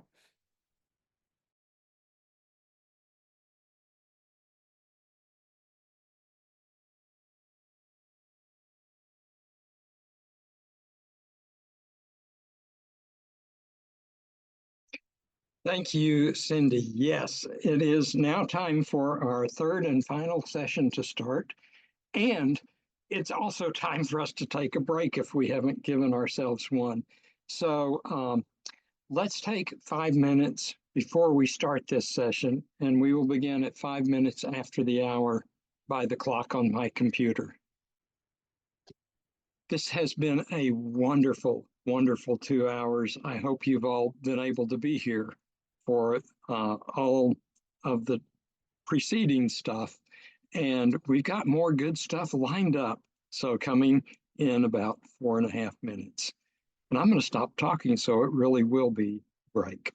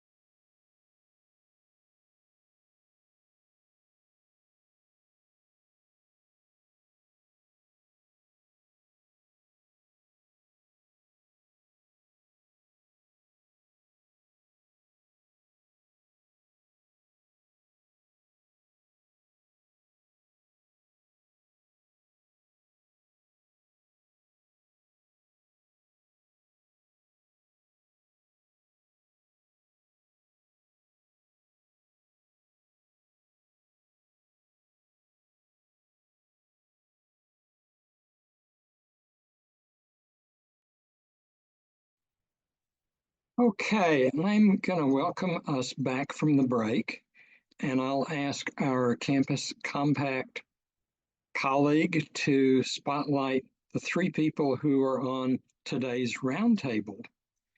And also, I'm not sure if Aldo Garcia Guevara has been lifted out of the general population of participants and promoted to the panel so that he can co-facilitate with me. So if Aldo, if you're out there, I hope Campus Compact will bring you into the screen quickly. But in the meantime, I will get us started. And we have three folks in this session. If you were here for the last hour, you just heard a wonderful, wonderful panel, which followed a wonderful keynote by Tim Eatman. And yay, Aldo, you're here with us. And Jaylene is also here and has just been spotlighted. Great.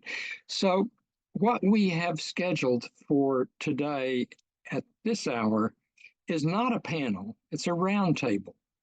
And so we're envisioning a conversation among the three folks that we invited to join us. And so we're hoping that it will go back and forth rather than and back and forth and back and forth, the way a conversation goes. And so I want to welcome you all to this roundtable session. I'm John Reif. I am Director of Civic Learning and Engagement at the Massachusetts Department of Higher Education. It is a role that allows me to work with the champions for civic learning and civic engagement at all 29 of our public higher education institutions, community colleges, state universities, and the University of Massachusetts. And I want to turn now to Aldo. Aldo, if you'll introduce yourself and then take the next piece. All right, thank you so much, John. Yes, indeed, and wonderful day so far, panel and symposium, and this becomes a wonderful way to cap our, in many ways, what is our closing event for us as Campus Compact Equity and Engagement Fellows in the last year, in which we participated and helped lead symposia, workshops, conference presentations, book launches, author talks, and more. And so wonderful to be here, to be part of this conversation. So I just wanted to turn, I guess, back to John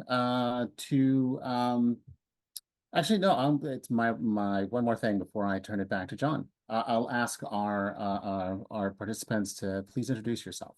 So Rochelle, would you lead us off?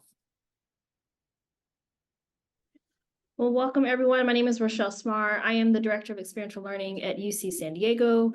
I have been in the work of community engagement since I was a student organizer way back in the 2008. And then I was a community organizer for SEIU for a few years and have been in higher ed formally since 2013. And recently did my dissertation research on Black students completing service learning experiences. Terrific. Thank you so much. Elena, would you introduce yourself next? Sure. Hi, my name is Elena Falves. I'm an assistant professor and director of Spanish language studies here at Texas A&M University in San Antonio. I've been doing service learning, community engaged work for the past 14 years. Wow, that's a long time. And recently there's a edited book coming out about working with the Latino community and community engaged and service learning work. So glad to be here. All right, thank you so much. And then, because it's the order on the Zoom room here and no other, Jaylene, will you wrap us up? Hi, good afternoon, everyone. My name is Jalane Tamarat, and I'm the Associate Director of Community Engaged Teaching and Research at Northeastern University in Boston, Massachusetts. I've been in this role here at Northeastern for almost 2 years, So I'm fairly new to the community engaged work and service learning field. But I would say that I have been engaged in this work more informally through my 20 years that I spent as a teacher and a director of new teacher development for the district of Boston Public Schools. My research areas are around funds of knowledge pedagogies and an underlying principle or concept called confianza, which I've been exploring ways of translating out of the K-12 space and into the higher ed institution community partner relationship dynamic space. Thanks for having me.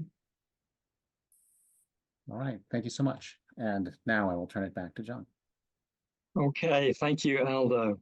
And Aldo, you didn't introduce yourself, so I'll turn it back to you to let you do that. Apologies. Aldo Garcia Guevara, and I am a professor of history and chair of interdisciplinary studies at Worcester State University.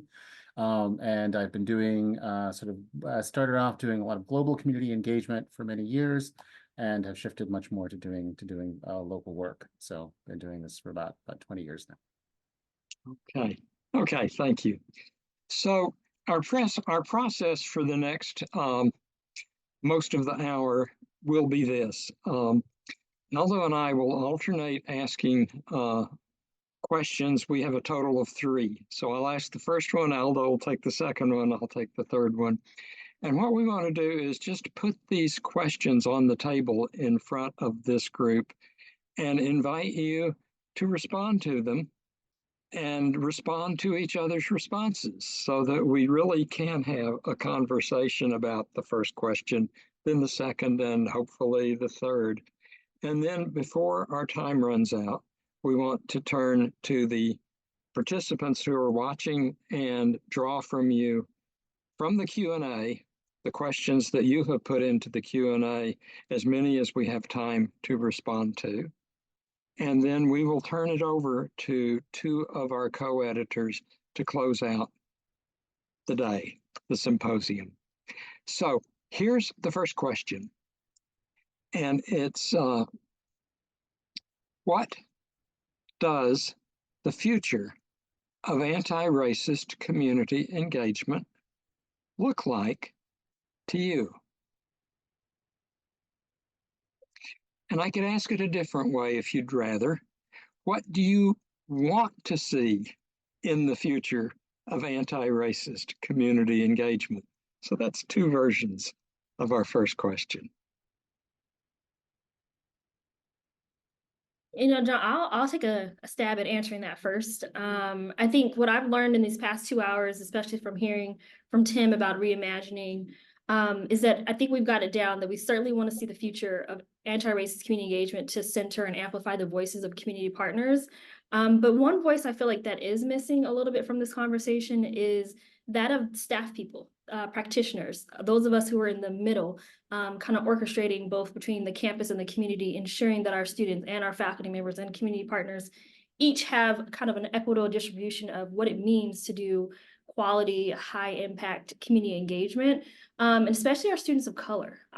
In my research, I remember that Black students were mentioning that, I have prior experience with community engagement. I didn't come to college with this naivety of like, oh, we're gonna do service. Like, students are coming to schools and coming into these spaces having done community engagement with their family, with their friends, even some of them going abroad and building houses or working with community centers there. And so I think we need to honor what students are bringing into this space, but also staff people like myself who have a community organizing background. And I hear some of that from John and a couple of the panelists that were mentioned earlier, is like, how do we leverage that community organizing experience that's happening around us, that is happening between us as practitioners and as scholars? And for me, the future is inviting more voices to the table and to the space that we all can see ourselves in this work. And it's not so much just decentering the white experience or whatever level that is in between our stakeholders, but making sure that we are maybe creating more, maybe not a pie, but maybe creating more of a space so that both staff and faculty who are doing this work on the campus and working with community have a say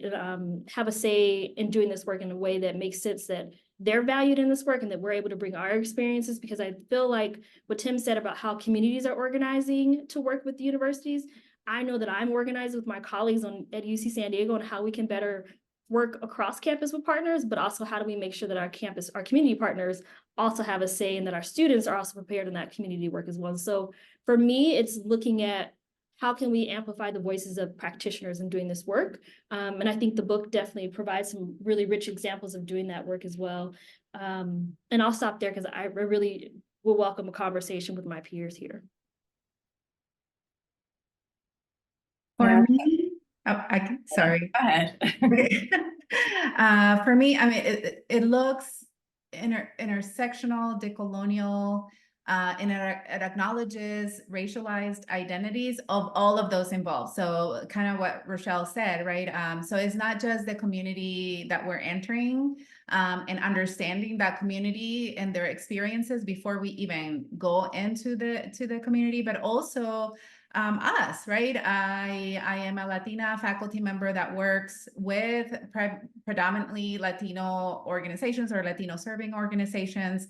So I'm in a different institution now, but previously my students did not share those same identities as the community that they were entering to. So really preparing, right? Really preparing the students to understand, right? And to wrestle with the maybe power dynamics, racial dynamics that might exist for our community. I mean, and for specifically, I guess, there is racialization, not just by appearance, right?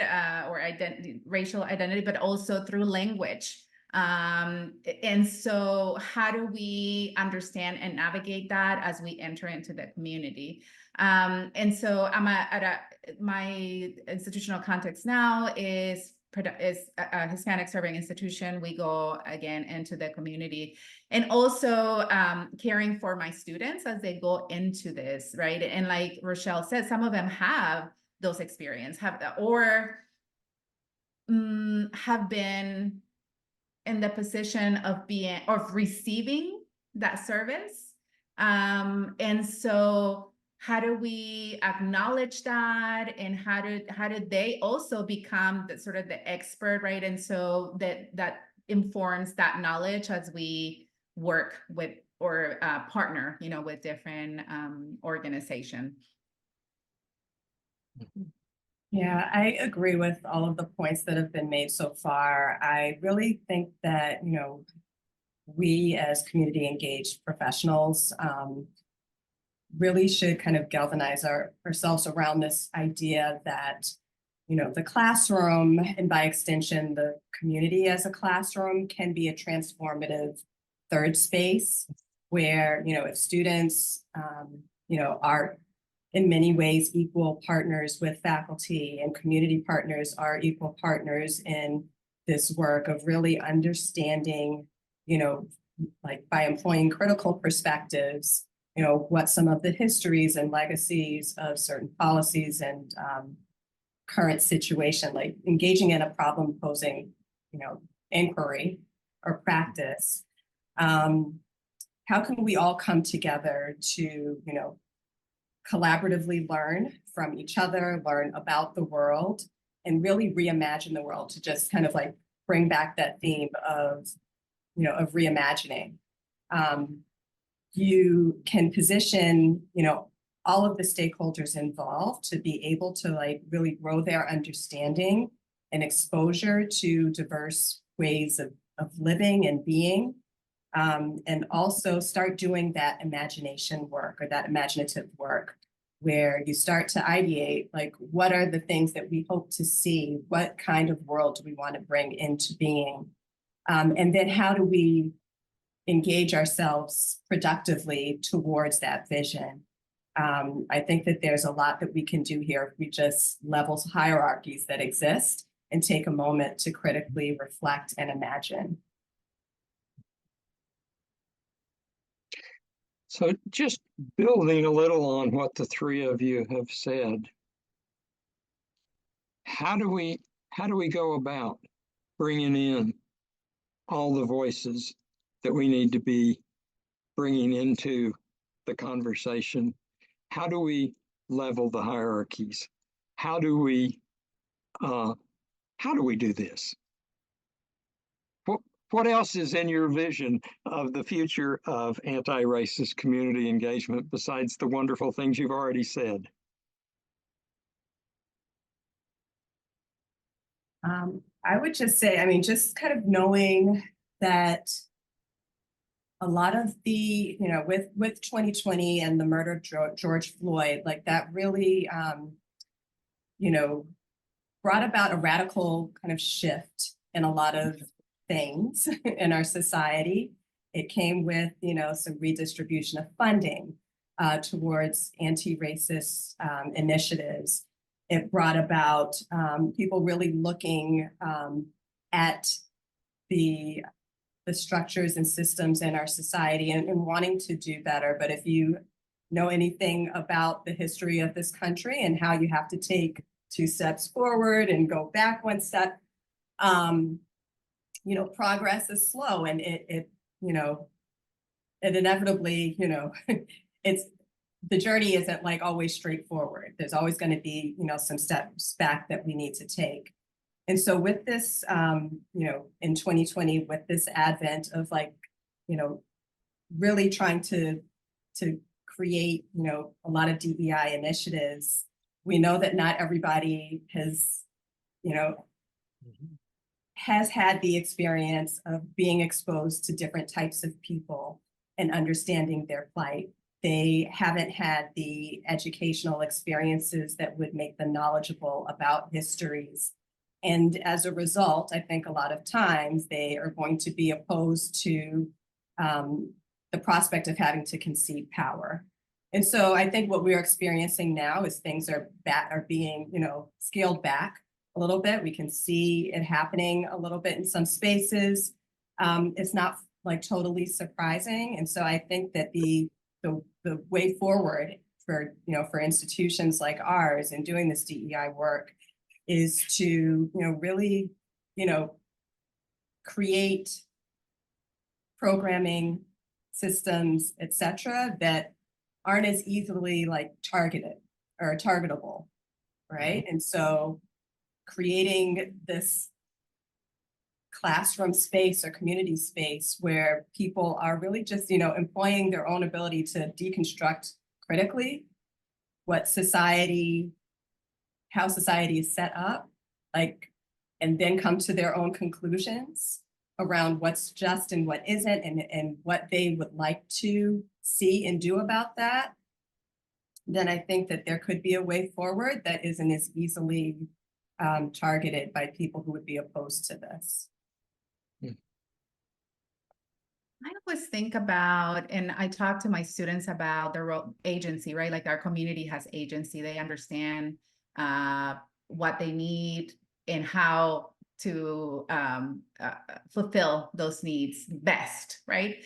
I also think there is a space for a lot of modeling. So when, you know, I'm thinking about like faculty member, me as my role as a faculty member, student, and then the community. And I really defer to the community. And I say this in my classes, right? Like when we're thinking about building maybe more equitable relationships, when we're doing this work, right? Sometimes they ask me, oh, what about this? And I'm like, well, let's find out. Like, let's ask the community or let's ask the organization. I don't have the answers, or I don't know how to best approach this. So I think being real about, you know, I don't have the last word on this, right? I'm here and I'm guiding and I'm being guided by the community organization as much as you are, and we're learning together. And so that, I think, maybe minimizes the power imbalances. but it's really a lot of and repeating, right? I find that the interaction with my students about like, no, like I don't know how, you know, the project that you're going to do at the end of the semester or how you're going to work with the community comes from the conversations that you and the community have, right? Not from me. I don't dictate this. You don't dictate that either. It's what you get from the community.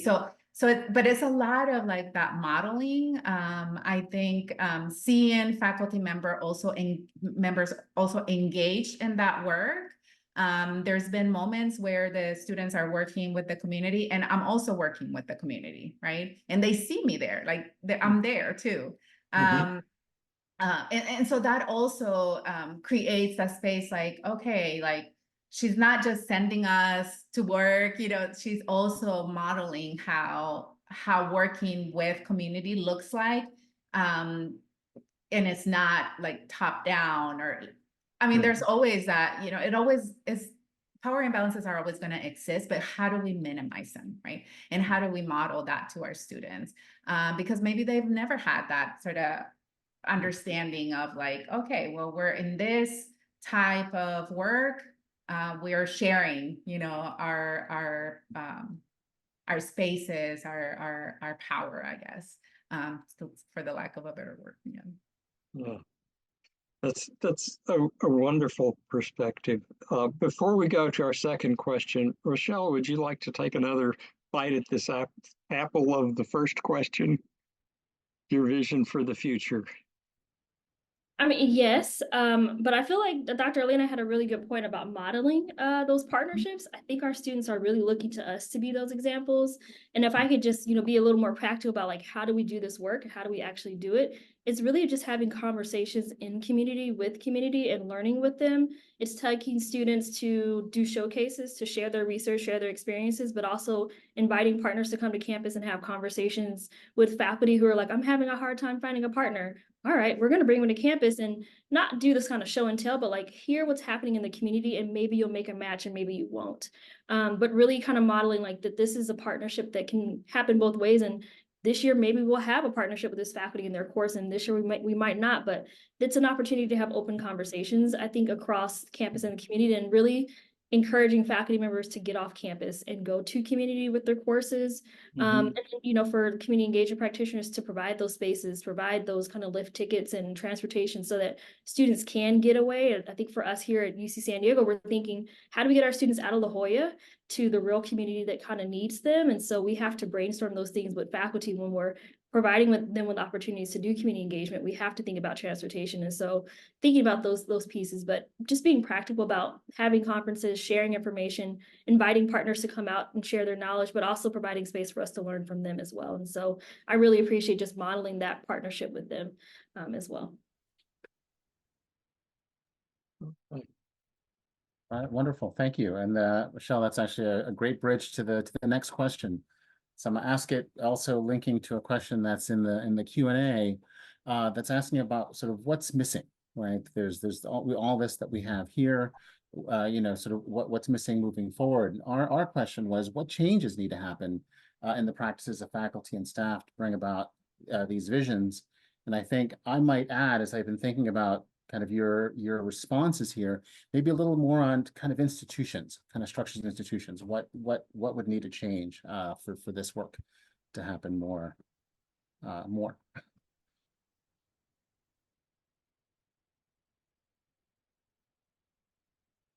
I'll start. We're all waiting to see who unmutes first. I wanted, you know, Dr. Eatman said this morning, yeah, morning for me, that part of his talk, he says, we have blind sides, or we all have, right, blind sides imposed on me by my colonial education. And I want to highlight that because I also have blind sides, even though I've been doing this work and you know, for many years, I just said 14 years, which sounds like a lot. I still have blind sides when I go into a new organization, into a new community.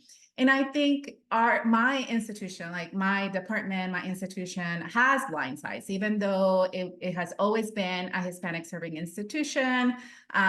There is this knowledge that we are like, it says that in their history, right? Like they purposely bought land on the south side of San Antonio because the south side of San Antonio didn't have institutions, four-year institutions, of higher education, right?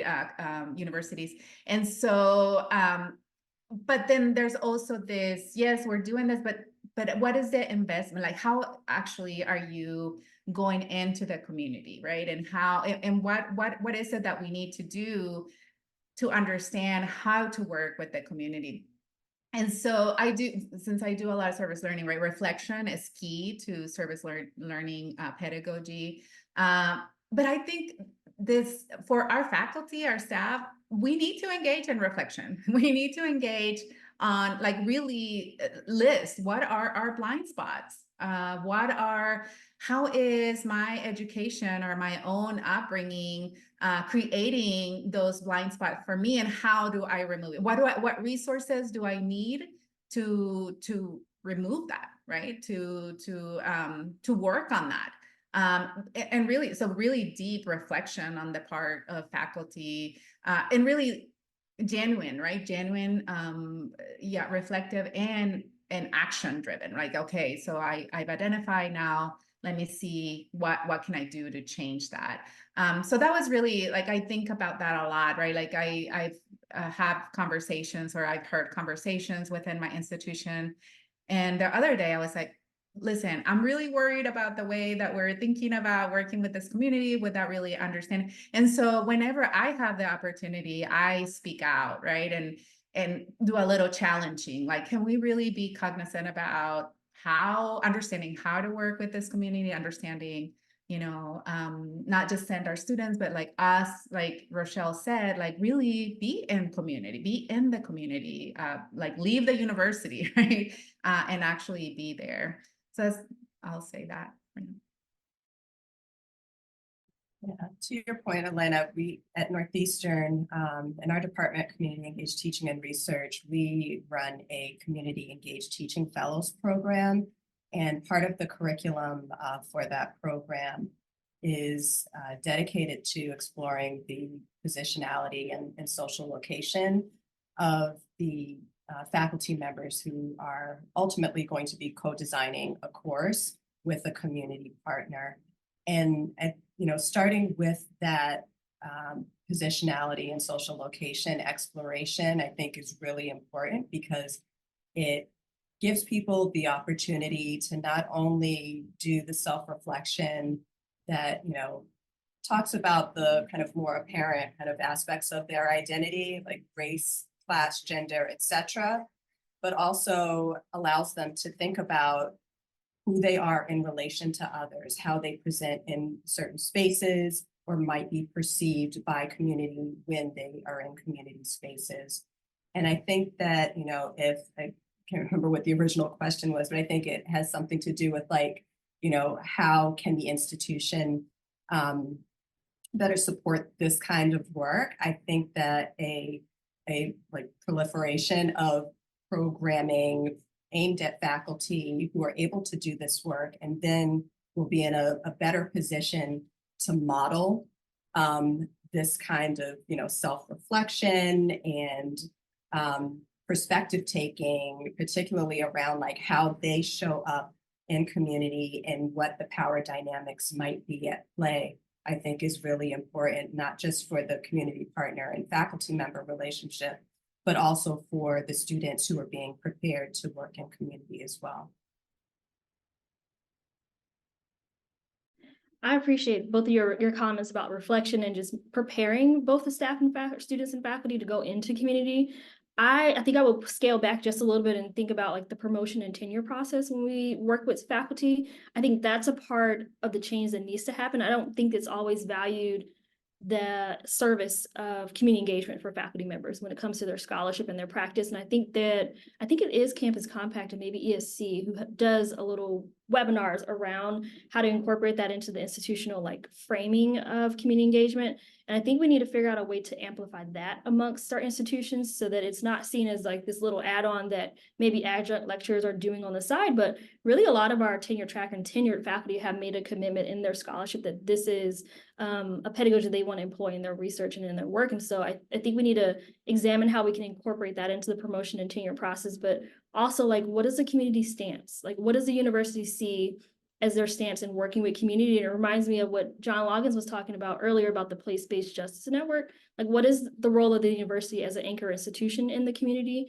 And what is the president's stance, or for us, like the chancellor's stance on like, what is the role of community, not just for a couple of students that are interested in actually going into public service, but all of our students and all of our faculty that are doing this work.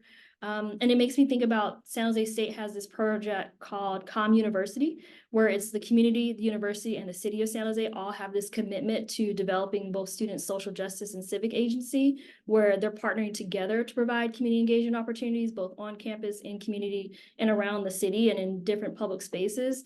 And I think those are all really good examples of how this change has to happen in a way that's not just in one vein happening from inside the university, but from without beyond the university as well. And so I think there's a lot of things that can take us from just kind of pontificating and saying all these great words about what could happen, but the action is happening in so many multiple ways and veins that it is quite possible. And I think it definitely starts with that reflection, but we can't get stuck there. We've got to move past it and ensure that we're holding people accountable to do the work and report back, and ensure that we're not just doing it for ourselves and for the university to get another NSF grant, but that we're actually doing it with purpose.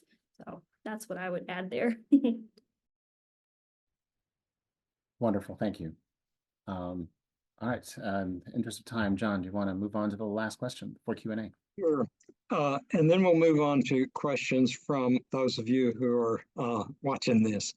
So our third question is, what might be one step that the folks watching this webinar could consider to begin the process of change among their colleagues or at their institution? What would be one step you would suggest people consider?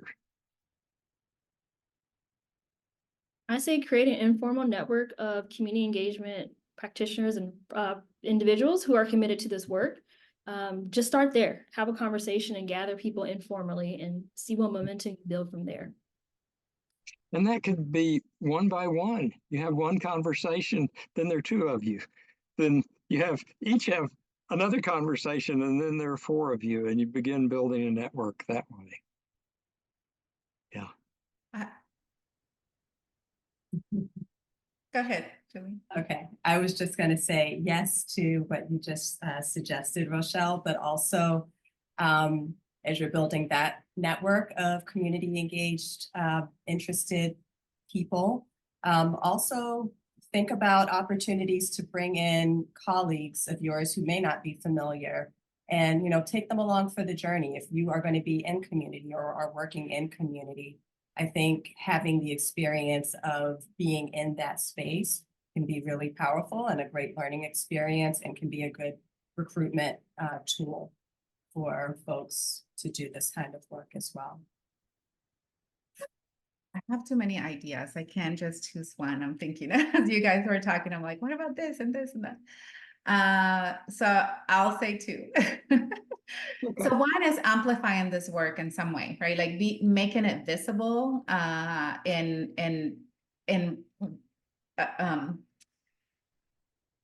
recognize it, right? Recognize it as work that is scholarly, that is really tied to the institution's mission, and the identity of that institution. If whether, like, I work at a land-grant university, right? So that's an identity, right, of the institution. And what does that mean? What is that responsibility? And now as a working at an HSI, I mean, very committed to like working with the Latino community. But I also am part of the ESC Engage Emerging Early EESW. I always forget what it stands for. But what Rochelle was saying about really helping faculty, junior faculty, think about how the work that they do, Engage Scholarship, can be part of that tenure and promotion. So for themselves, right, like how you presented in your tenure and promotion materials, but really make it an institutional, right, like changing the institution to incorporate that.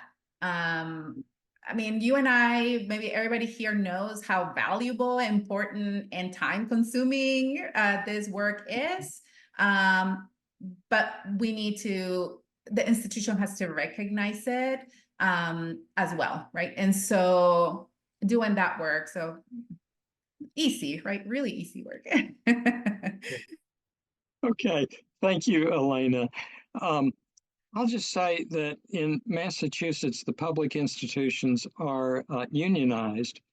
And a number of years ago, John Saltmarsh gave a talk at Salem State University at a conference about promotion and tenure and how promotion and tenure should value community engaged work if the campus says it values community engaged work.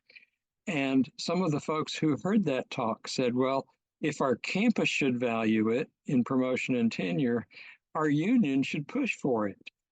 And they organized the faculty union for the 9 state universities to push for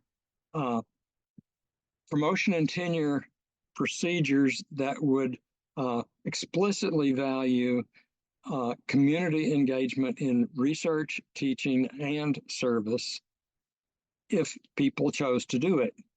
And that has been part of the faculty contract since about 2017, in those 9 state universities. So anyway, there are ways to make that happen. I just want to encourage that. And now I want to pick up and lift up some of the questions from the folks attending this. Aldo touched the question about what's missing. And the other half of that question says, there is a network of really amazing, committed folks here. What could we all be working on together to enact imagination and anti-racism? What are your thoughts about how we could use this network to enact imagination and anti-racist work? And I might add, perhaps thinking about, and this was touched upon too, right? People who are coming in. So as we are enlisting, right, as we are recruiting folks to come in, how perhaps with those, right, think about how to enact imagination for those who aren't already pre-discouraged. You know, my immediate thought for this question was bringing in articles from scholars of color that talk about the student experiences. And I was thinking about also Rachel Shaw's book on community partnerships as one. So maybe creating a list, like we all have courses that we're probably teaching or working with, like how do you invite other voices into the space that we're using to prepare our students, but also just educating ourselves on various experiences that are happening. And one other way would be just to share out these experiences, share out the knowledge of that you're gaining. And maybe it's just through a listserv, or maybe it's just through an email like, hey, this thing is happening. You might want to participate is one way. I was thinking.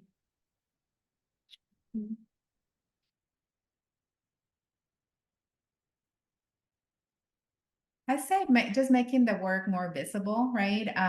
Sharing the work that we're doing, that others in this space are doing is one way, like amplifying this work, making it like visible, right? Not institution and elsewhere. I mean, the book that was just put out by this group is another way, right, to do it. But I think making this work really visible across platforms, it's another way to continue to have this and support each other, right? Support each other as we are engaging in different work, or even inviting people to the different spaces that we occupy to like bring that knowledge, right? Especially if we're attempting to work work with a new community, or work have faculty understand, a process better, how to do community engagement. Sometimes bringing those scholars or those practitioners into the space, it's key. I want to suggest to our Campus Compact friends that there is a resource on the Campus Compact website that's been there for, I don't know, 20 or 25 years. It's a syllabus bank. And I haven't looked at it for a long time. I don't know how often people have contributed recently to that syllabus bank. But I wonder what might happen if Campus Compact sent out an invitation to everybody on their mailing list. If you teach a course that has to do with anti-racist community engagement, could you share that syllabus for our syllabus bank? And Rochelle, that might contain then some of the recent resources that you were just saying that we ought to share with each other, and that would be one way to do it. I want to hold up one of the questions that's at the end of the Q&A. This person has said, over the years, public scholars have said again and again to be reflective, to be in reflection, and to tie it to action.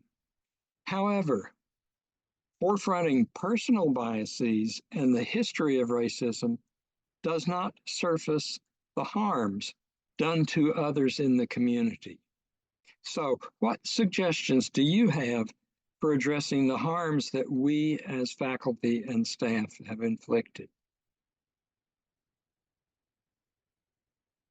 What might we do to address those harms? I mean, that's the work of reconciliation, right? Which is grace and accountability. Rochelle mentioned accountability, right? How do we need to hold ourselves accountable? We need to be, I bring vulnerability, like in the ways that I've potentially have done harm, and really call it out so that I make sure that I do not, do that again. Or maybe even allowing the community to talk about the ways that they, this is where the conversation centering the community is important, because they can tell us, like, how do you, what's a good partnership for you? How does, working, and some of them have said, well, like, I worked with this class and it was awful, right? For different reasons. Or they just, we've had an experience that they just came and went and we never heard back from them. And so they can tell us, right? And they can tell us, and how to, if we really are genuine about making sure that we are reciprocal, is asking, okay, what has worked in the past? What has not? What do you imagine, our partnership can look like? And recognizing that, right? Recognizing that, yes, there is a history of our universities being extractive, right? And really, with that in mind, our work as we approach the different communities is part of that is this work of reconciliation, right? That's what comes to mind. And I think that this just kind of highlights the importance of, building authentic relationships between individuals who are representatives of different stakeholder groups. So a faculty member and a community partner, for instance, because a lot of times, you may see that community members or organizations who are in the neighborhood of a university may have reservations about collaborating because of historical harm, instances of harm that's been done by the university, and not necessarily by the faculty member who's trying to connect with them to collaborate. And I think that once you start engaging with people as individuals and approaching them as individuals, and maybe if you're the faculty member or the staff member, maybe it's not putting your, professional affiliations out in the forefront, or, it's there, but like, don't lead with that and really try to connect with individuals on a one-to-one basis. I think that you can go further with, relationship building, but also trying to redress some of the harms that have been done in the past. Okay. There's so much more we could say in response to these questions, but I want to turn it over to Aldo to close this session, and then Aldo will pass it on to Joseph Krupczynski and Elaine Ward to close out our 3 hours of symposium. All right, thank you, John. Yes, thank you so much, Drs. Bullis, Tamrat, and Dr. Smar for your wonderful comments. And yeah, so much to think about, including sort of implementing right amongst the many ideas I'm leaving here with. Is I know that at Salem State they have really been able to take that tenure and promotion structure that exists, right, and be able to activate it. And so thinking about taking that home, back to my home institution. Thank you all so much, and I will turn it over to Joseph and Elaine to close us out.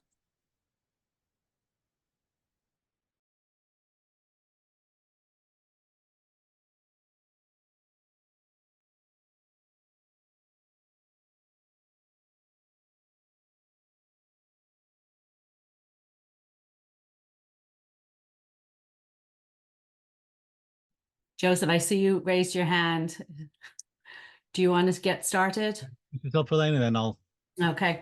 Hi, everyone. My name is Elaine Ward. I'm an associate professor of higher education at Merrimack College, and I've had the privilege to work with these wonderful folks for the last 2.5, 3 years. Joseph? I'm Joseph Krupczynski. I'm the Director of Civic Engagement and Service Learning at the University of Massachusetts Amherst, and a professor in the Department of Architecture there, and one of the co-editors of this book. So I'm going to start. Elaine and I, in closing, we were the section editors for section 2 of the book, principle 2 of the book, and what's been really interesting, and we've seen it today, that a lot of this work is about the dialogue that we've created with each other in talking about these issues and bringing this kind of anti-racist framework forward in dialogue and in conversation. So we thought we'd end this amazing symposium with just a little bit of a kind of dialogue today. And so, Elaine, I was going to ask you, so what are your kind of main takeaways here, and what have you heard today, and for what have you heard today, and for what this project has meant for you and your work? Yeah, thanks, Joseph. One of the highlights of this project for me has been working with and having almost weekly conversations with you through all of the ups and downs of this work, right? Because it's not easy, as all of our speakers today talked about, and it's way easier for me as a white woman in this work than it is for many of our colleagues on the screen. Today, I thought I might have been, bookending a wonderful project. But my question to you, Joseph, and to all of us is, John Loggins asked us about, are you activated, right? So do you feel activated? I do. Do you feel agitated? I really am. Are you angry? I really am, right? So I'm becoming, in my age and stage in this work, as somebody who went from a practitioner in the human services field, as in the graduate student network in IRSlice, and has been doing this work at public and private institutions in Massachusetts and in Ireland for, almost 25 years. I'm becoming really, really impatient, right? And I see this as a real opportunity. Rochelle, you're talking about we can have a network. And yet John talked about having a network of networks, right? Where are our associations in this work? Because they need to come together. Patrick and Becca wrote a wonderful article in IJRSlice that talked about us being spread so thin. We're all really smart, bloody people. We all have a lot to offer. We've been doing this work for a long, long time.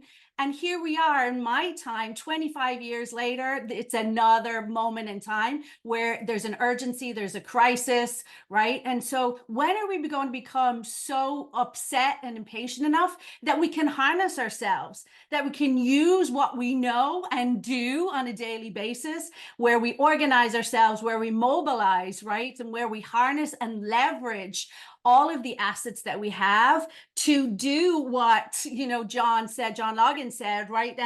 To hold back. Where's I'm not going to find my but jump in there, John. Like where are we going to not only hold back, but continue to create strategic places where this work can thrive for our students and for our communities. And those of us who are privileged in our positionalities, we need to step up differently and maybe more intentionally. And I'm being more honest with myself in that. Joseph, I think I was a co-editor on this book when I didn't have the right to be, right? And so I'm trying to meet myself more openly and honestly about where I am in my claim to be an aspiring anti-racist, community engaged scholar and practitioner. I need to do things differently. And again, John Loggins, I'm channeling you. I need to do better, and I have more work to do. Joseph, I'm angry. And I think you're feeding into a lot of things that we've heard today here, right? Not only from John, but I think from the amazing Tim's keynote, and even I think the kind of reflective humility that's really needed in this work. Tim was talking about working within his own blind spots, right? And how do we get out of our own colonial education and this kind of decolonization that has to happen no matter what our positionality is, right? Because we have all been part of this kind of colonial project that has been higher education for all these years. I was really struck, I think that what one of the things that you're saying, Elaine, as well, is about about this kind of agency or activator, right? How do we activate it in this thing? And there was Castle said how hard to imagine what is possible to do this work alone, that we can't do it alone, that it has to be done collectively and collaboratively.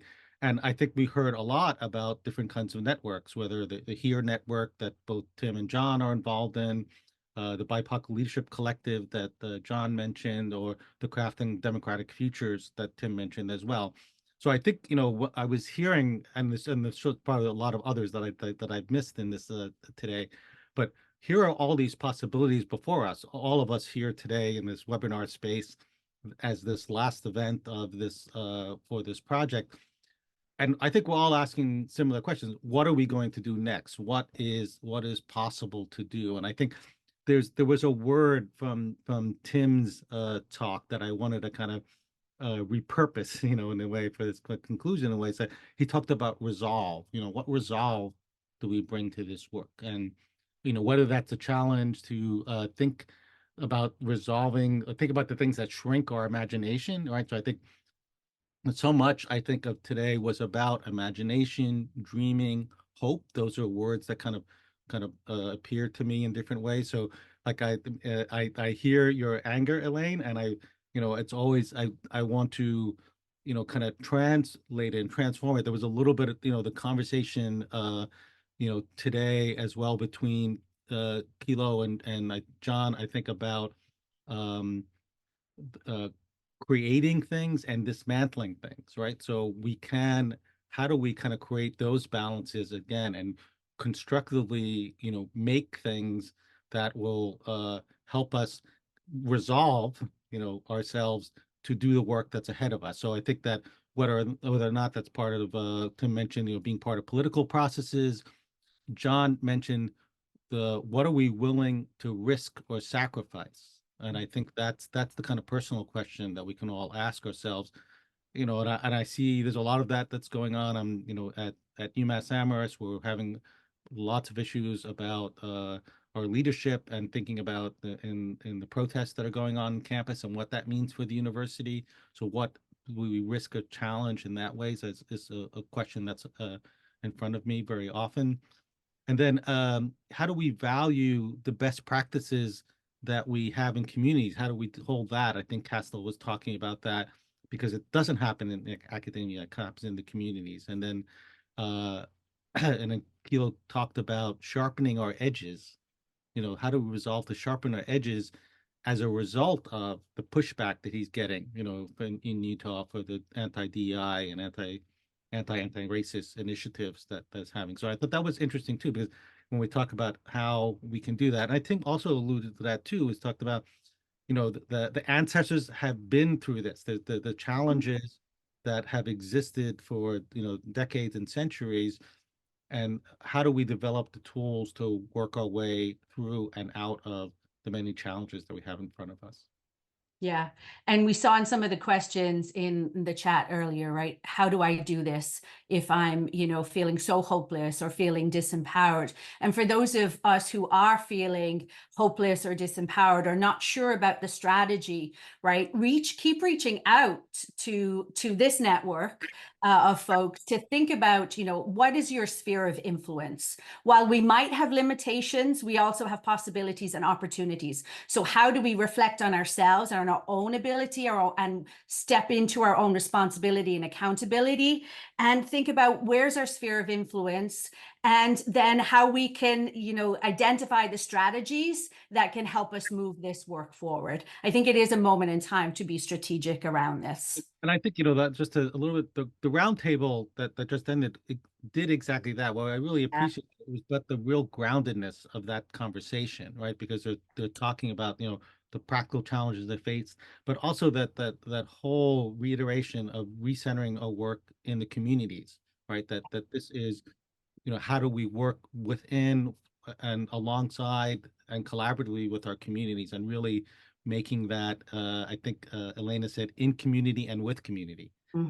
That's a really great way to, you know, ground this work, and maybe, you know, send everyone off and to continue to think about how anti-racist work can happen within communities. Right. And not to give up. I know I sound like I might be, but not to give up in that. Because our students need us not to give up and our communities need us not to give up, right? So how do we continue to sustain? I don't want to give up either. So I think we, you know, we're at time, and I just want to be respectful of everyone's 3 hours that they've spent with us today. It was just a phenomenal, amazing way to end this year-long effort of work that we've been doing. And I just want to do some quick shout outs and thanks to all the authors that contributed to the book, and all the readers of the book, obviously, and the community partners, organizers, and activists that drive many of the chapters of the book, right? So if you know, who is really, it's the community partners and the community organization we work with that is really behind all of this. And to all the participants in our numerous workshops and speaker series that we ran this year, I don't know, there's probably 8 or 10 of them overall. And of course, the Campus Compact, and for creating the Equity and Engagement Fellows Program, which we've been all a part of. And a special thanks to Nicole Springer for her stewardship and efforts to herd all the cats of this editorial team as we work through the year. So thank you, Nicole.